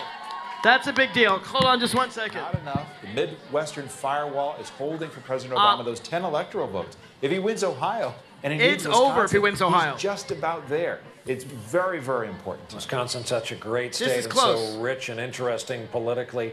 We've been following Florida. I want to go back to the drama. Let's look at the live vote total board. What separates these two men? Obama, 81% of the vote in now. 636 votes between the two of them. Savannah Guthrie in the state of Florida. Well, remember the difference in 2000, 537 votes. If we see that number on the screen, I think there's going to be post-traumatic stress disorder for a couple of Bush Gore veterans of the campaign. And in fact, some Democrat just emailed me right now and said 2,000 beepers are going off for all the lawyers who are already in Florida, because everybody knew this would be Matt, I remind you that I said that he's going to win either 303 or 332 because you did. Florida was going to be too close to call. Hey, Mark, and I didn't know where it was going to go. I haven't seen that fat lady sing yet, Mark. Well, I'll tell you something. Seen it. But back to your question. Between Wisconsin, Nevada, and after Barack Obama wins Ohio, we can start celebrating, because it's going to happen very soon. You can celebrate. I won't celebrate. We can. Well, that's true. Back to your question. I think it's very important that we look at what actually happens without politicizing, without these inconvenient truth movies, without Leonardo DiCaprio, who spends more flying himself around the planet in his private jets than any of you ever thought of doing. They don't need to preach to us about these things. I think good people can agree that the weather is different. We have more extreme tornadoes. We have more extreme hurricanes. A one-size-fits-all federal solution is not the perfect Band-Aid.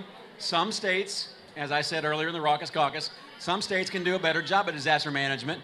Mississippi, New Orleans now, these states are prepared, they've invested, they're ready for the next thing. I don't think we need to give hundreds and hundreds of billions of dollars to an all-powerful FEMA in case something else happens. I sympathize with everybody in the wake of that storm, but I don't agree that more government's the answer always. The storms that we've seen recently, Hurricane Sandy, Hurricane Katrina, these storms used to occur once in 100 years, twice in 100 years. 3 of the top 10 storms ever in the last century have occurred in the last 3 years. I don't think anyone can deny, and even I'm glad to hear Matt's not denying, that we are undergoing climate change or global warming. I'm fine with either name. The climate has changed for about 10,000 years. I'm fine with either one. It's dramatic change, and it's obviously caused by the fact that there's 40% more carbon dioxide in the atmosphere than just 100 years ago. You can't do that kind of damage to our planet and not expect some kind of thing. Now, Al Gore was truly a prophet. He warned us about this decades ago, just like he said the internet would be a good thing. Looked like that worked out for him, too. The internet he invented, that's right. He did a very good job on that. Unfortunately, climate change has real costs. And you'll find that neither party is dealing much with it because it costs a lot of money to deal with it. You got to build up seaside towns. You got to build up levees. You've got to try to tax carbon. Barack Obama tried through cap and trade. Part? Got to tax carbon. More taxes, always the answer, right, Mark? More taxes. Either you're going to keep spewing this carbon in the atmosphere and we're going to have more and more deaths from more and more storms, or we're going to use the tax system or any other. I'm fine with banning it, but I prefer to use taxes. Here's the weird because part it's a about better way carbon to in the keep it atmosphere.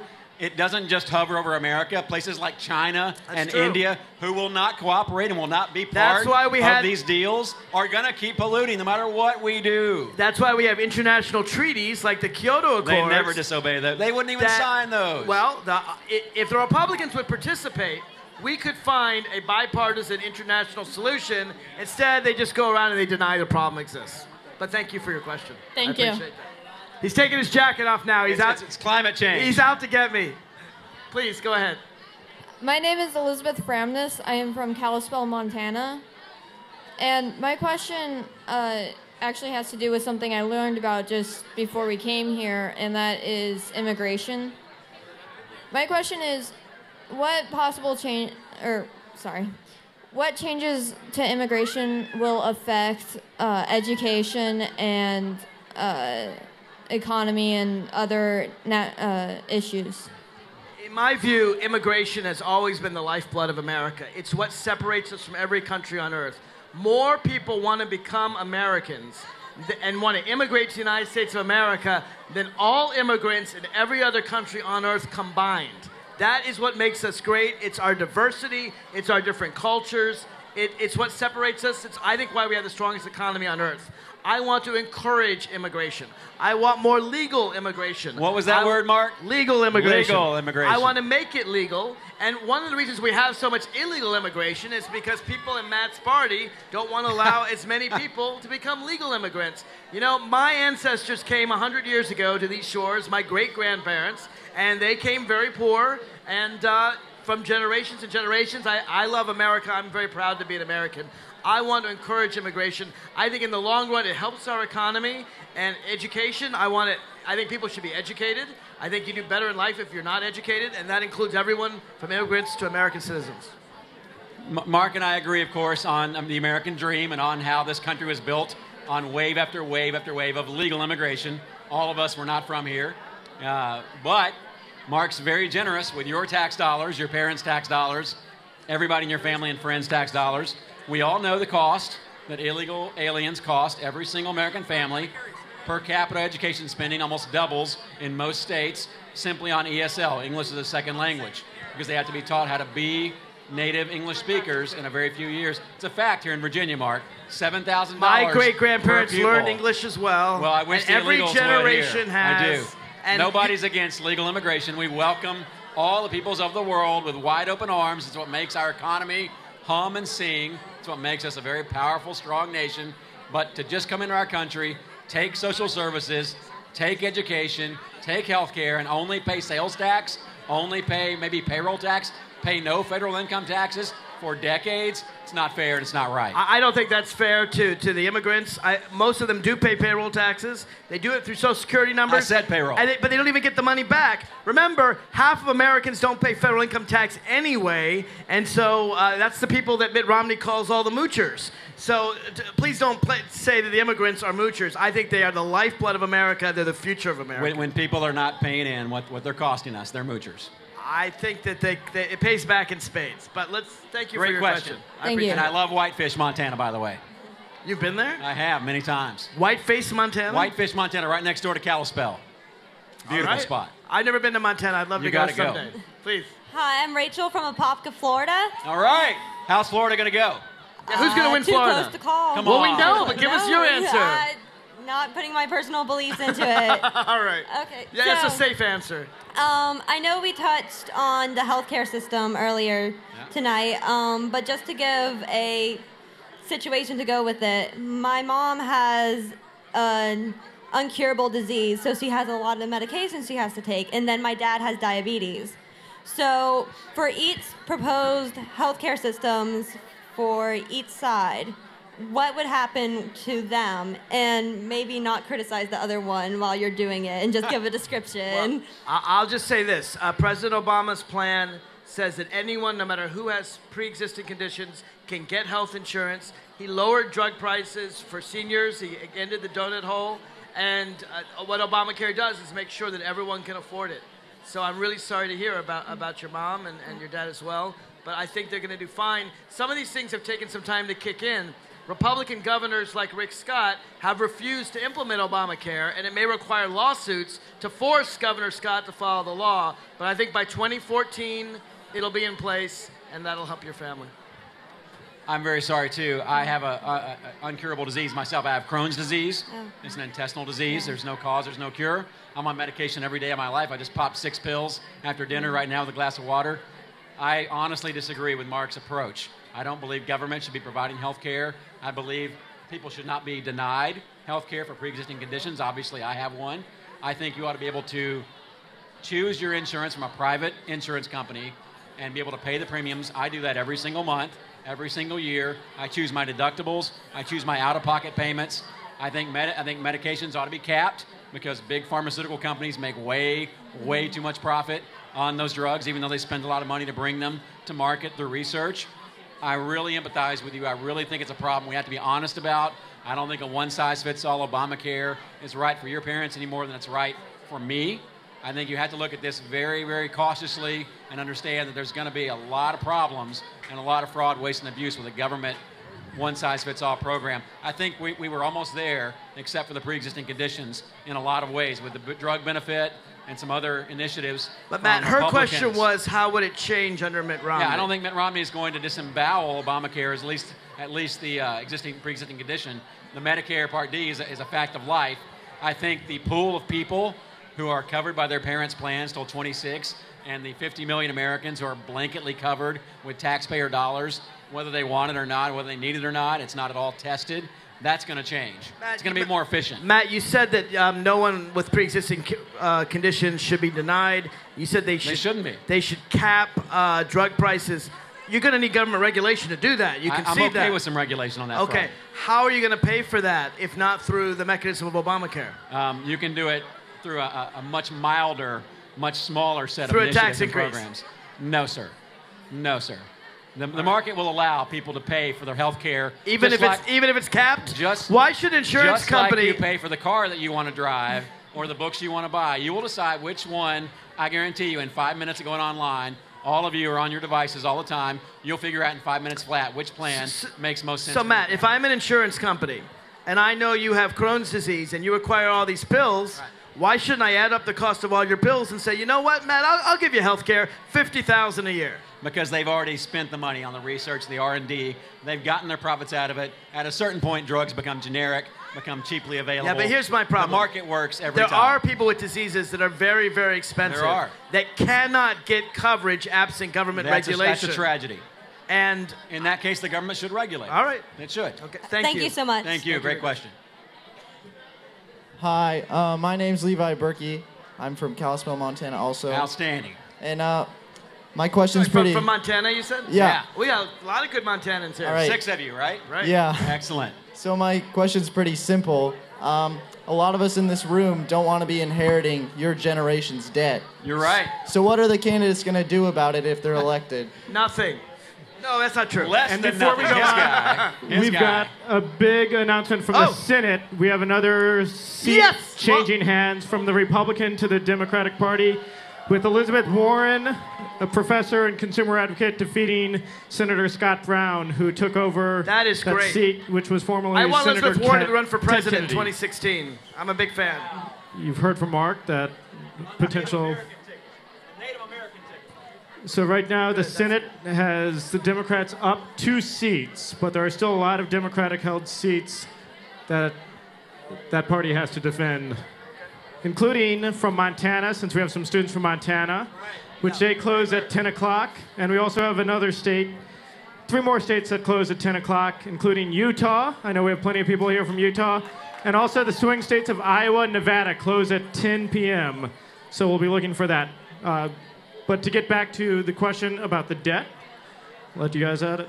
Yeah. Go ahead, Matt. One guy running for president has run up $4.5, almost $5 trillion in debt Sorry, in the Matt, last to 3.5 interrupt. years. One more time, another Senate seat has changed hands, which Yes! is in Indiana. Wow. Murdoch lost. Where That's one of your Congressman, predictions. Congressman Joe Donnelly I'm has going defeated to owe Mark dinner after this. Richard Murdoch, who actually defeated a sitting Republican senator in the Republican primary, Senator Richard Lugar. So that's another gain for the Democrats in the Senate. The Republican candidate in the Anna race famously said that if a woman is raped... That was in Missouri. No. In Indiana, he said if a woman is raped and a child is born, that's God's will. That's what Richard Murdoch said. He's been defeated tonight by the Democrat, Joe Donnelly. Back to your question. One guy running for president this time around has run up almost $5 trillion in debt.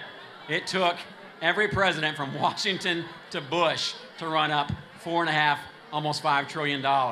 Bush was bad too, but Obama's blown it through the roof. There's no plan to reduce the deficit. There's no plan to reduce the debt.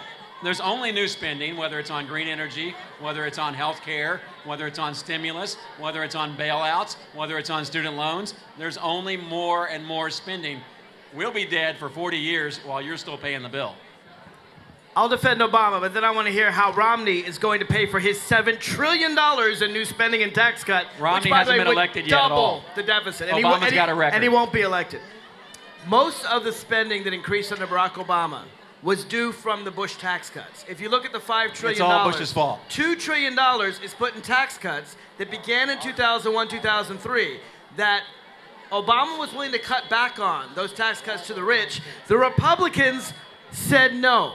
They said that we will not allow anyone to have a tax cut unless millionaires get huge amounts of money from the taxpayers. So if you want to know why our deficit's so high, the answer is Republicans refuse to compromise. There was this big deal, you may remember, Barack Obama sat in a room, John Boehner, Nancy Pelosi, and they were going to get things done. But the Republicans, including Mitt Romney, said, we will never agree that millionaires should pay more taxes.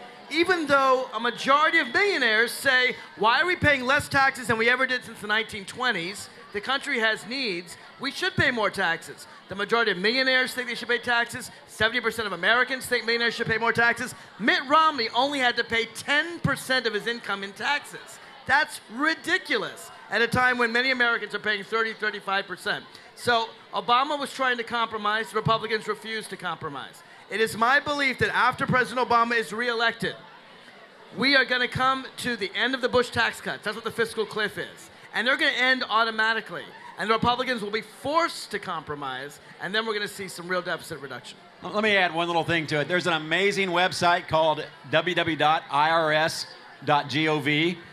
Since 1996, any billionaire, any Bill Gates, any Warren Buffett, any Mark Cuban, anybody who does not think they are taxed enough can go to irs.gov and donate whatever they want to the United States Treasury. You want to take a guess how much has been raised by offering that webpage? I couldn't guess. $600,000. Actually, you may have forgotten. $600,000. Mitt Romney was taxed. So all these billionaires who talk about, I would pay more taxes, they're not doing it. Matt, you forgot the fact that Mitt Romney thought he was paying too little taxes, so he actually paid $500,000 more in taxes he didn't have to pay to increase his effective tax rate from 10% to 14%, and then he's going to file a nice request for a refund. We can change the tax code. The answer is, I think every American citizen should pay their fair share. And this idea that the janitor pays more taxes than Mitt Romney's horse doesn't make much sense to me. Great question. Thank you. Hi, I'm Gavin Taylor from Wyoming. Nice. Wyoming. Solid red state. 3 electoral college votes. Yeah, all 3 red every year. That's right, baby. You know, you have fewer people in Wyoming than we have in the District of Columbia. But you have 2 senators. But probably more guns. You have 2 senators, and District of Columbia has no senators. That doesn't seem fair. Anyway, go ahead, please. I was wondering about the classification of assault weapons under the proposed assault weapons ban. Because I believe that a lot of the guns they're classifying are modern sporting rifles, not assault weapons. Okay, it's a fair question. Who's first? I think you are. I'm first. All right. The assault weapons ban, basically, it was imperfect, and I'm not going to say it was perfect, but basically bans semi-automatic weapons. The kind where Basically, you can shoot as fast as I can pull my finger back. But, you know, I can pull my finger back, I don't know, several times in a second. And these weapons are still very dangerous. The crazy person that shot, didn't kill her, Gabby Giffords in Arizona, had a weapon like that. It seems to me that you don't need, and you tell me why you disagree, you don't need a semi-automatic weapon to shoot a deer, for example. I mean, it seems to me that if you can't get the deer in 2 or 3 shots, probably the deer is going to get away, and you're a pretty bad hunter, and you don't deserve to get the deer. I'm not against legitimate hunting, but I don't see why you need assault weapons for legitimate sport. Maybe you can explain that to me. I believe that assault weapon, like a modern sporting rifle, as I would call it, could be used not just for hunting, but go to a range and shoot. And if someone's going to break the law and like do what you just said with that, they'll break the law, and the ban will only affect a law-abiding citizen. But let's talk about the guy that broke the law, and I'll give you a chance, Matt, I promise. No problem. The guy that shot, I think, 12 people in Arizona, and then, of course, there's the Colorado killer that I think he shot almost more than 60 people and killed, I think, a dozen in Colorado, something like that. You can't do as much damage with an ordinary gun as you can with a semi-automatic. I agree with you. These people are mentally ill or insane or dangerous, horrible, violent people. But it's a question of how much damage you can do. You give an insane person a knife, and he might be able to stab someone, but he can't stab 100 people in a period of a few minutes.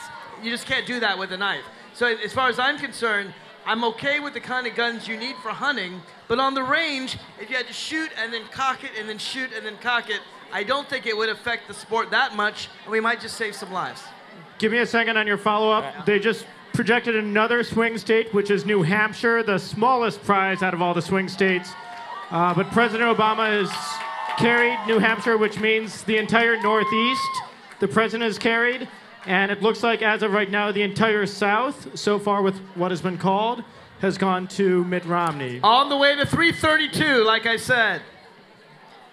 I gotta tell you, it looks very, very good for Barack Obama tonight. I don't know if Matt wants to take back his bets with me. I've got to go right now. But I think Barack Obama is going to be reelected tonight. It hasn't happened yet. We'll wait for Ohio. But I'll tell you this, if Ohio or Virginia or Florida or Colorado goes for Obama, if he wins any of those 4 states, it's over. He's going to be reelected. All right, I know we have 2 more people lined up. We're not going to take any more questions after the 3 have asked their questions.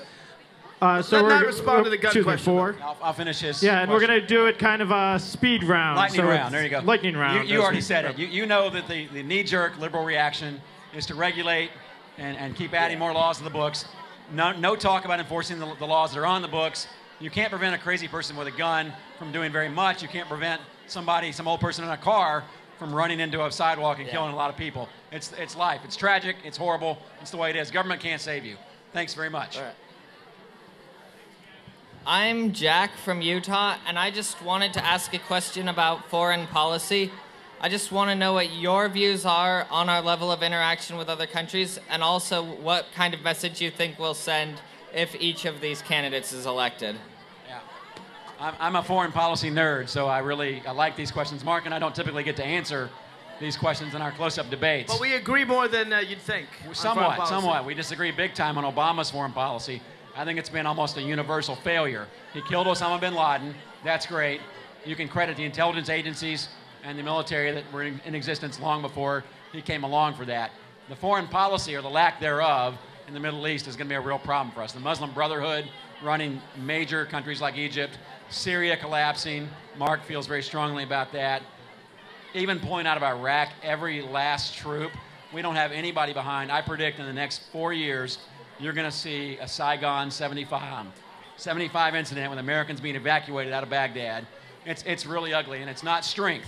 I think a Romney administration would not go into wars, but would also not double down on a campaign promise like Afghanistan. Obama doesn't know what he's doing in Afghanistan.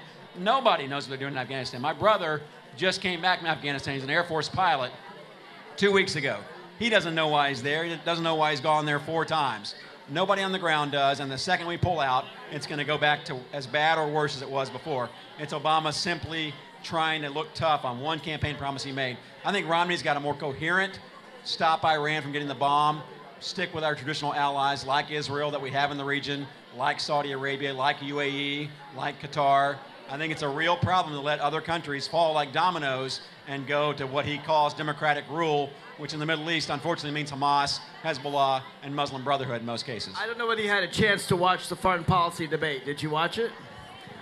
Were you surprised to find out how much agreement there was between the two candidates? Actually, I was. Like you did. I think you'll find that the rhetoric is sometimes different, but the policies aren't that different between the two of them. I will give you the one example. Romney would have never abandoned Mubarak. Well, I'll give you. Well, he says, for example, that we shouldn't have left Iraq. To me, if you look at the Bush policy of Iraq and you compare it to the Obama policy in Libya, you learn all the difference between Republican and Democratic foreign policy. Both Libya and Iraq had vicious dictators. Both countries had dictators that mistreated their own people. But what happened in Iraq was we invaded the country. We sent American troops there. We lost thousands of American lives, tens of thousands of wounded, hundreds of thousands of Iraqis lost their lives. And you just heard Matt saying that he thinks in 4 years it'll go back down to anarchy. Compare that to Libya. And Libya's not perfect. And we just had 4 American heroes. We just had an ambassador be murdered in Libya. We had 4 American heroes murdered by terrorists there, no question about it. But in Libya, we didn't have a single American troop on the ground. We used air support, and we helped the people of Libya take back their own country. And they own it. And they don't own it completely, and they still have work to do, and that's why we had a terrorist controlled attack. by Al-Qaeda. But I'll tell you this. Libya will turn out to be a greater result than Iraq, mark my words, and have done so at far less cost, either in American lives or in American money. I think that's the biggest difference. When I think of Republican foreign policy, I think of Iraq. When I think of Democratic foreign policy, I think of Libya. You're talking of the past. Thank you for your question. Appreciate it. All right, rapid fire, rapid fire. Rapid fire. Oh, right. Okay. My name is Jordan, and I'm from Dallas, Texas. All right. In the South, there are a lot of laws that are being passed in the states concerning women's rights, specifically those to abortion. I know that in Arizona, you are considered pregnant 3 weeks before conception. No way. Wow. I haven't heard and that. there are I'd a lot have to see of these clinics that are requiring women give their marital status when applying for an abortion, which kind of makes it seem more of pro-punishment than pro-life a bit. And I kind of have a challenge for you to explain pro-life without using religion. Absolutely. All right, Matt, defend pro-life without using religion. You're first this time. Well, me first is very simple. Your body belongs to you. The government shouldn't tell you what to do with your own body. I got a constitution right here that says the 4th Amendment says you have the right to be secure in your persons. Yeah. Not just your papers, but your persons. Unless you've committed a crime, I don't want the government to tell you what to do with your own body. I may not like your tattoo. Sorry, the government shouldn't regulate it. It's your body, and until we learn how to make babies Matrix style without women, I'm perfectly fine with saying a woman's body is her own. You go ahead. I'll let the applause die down for a second. It's a very serious issue, and Mark is mixing a lot of apples and oranges here. I appreciate your perspective, and I appreciate your honest question. You can do this very easily, very simply, logically, without talking about religion. The Constitution Mark holds up so dear was amended because all Americans, or most Americans at the time, thought that owning other people was okay. The Constitution, or the Declaration rather, guarantees life, liberty, and the pursuit of happiness. If you're not allowed to have that life to begin with, the other two sort of don't follow. I don't know about, I don't know, I'm not trying to score points. I'm trying to talk very seriously. But you base the beginning of life on religion, Mark. You had your time. If you look, I don't know about the laws you're talking about. They sound crazy to me in Arizona. But if you look at science right now, brain waves in a fetus can be measured at 6 weeks. They're called theta waves. Fingerprints can be viewed at 8 weeks. Most people don't even know they're pregnant for the first 4 to 6 weeks. So the legitimate argument about where life begins is one we can have. What conservatives and a lot of folks who are religious and some who aren't believe is that that second life is equally as important as that first life that liberals want to protect so hard.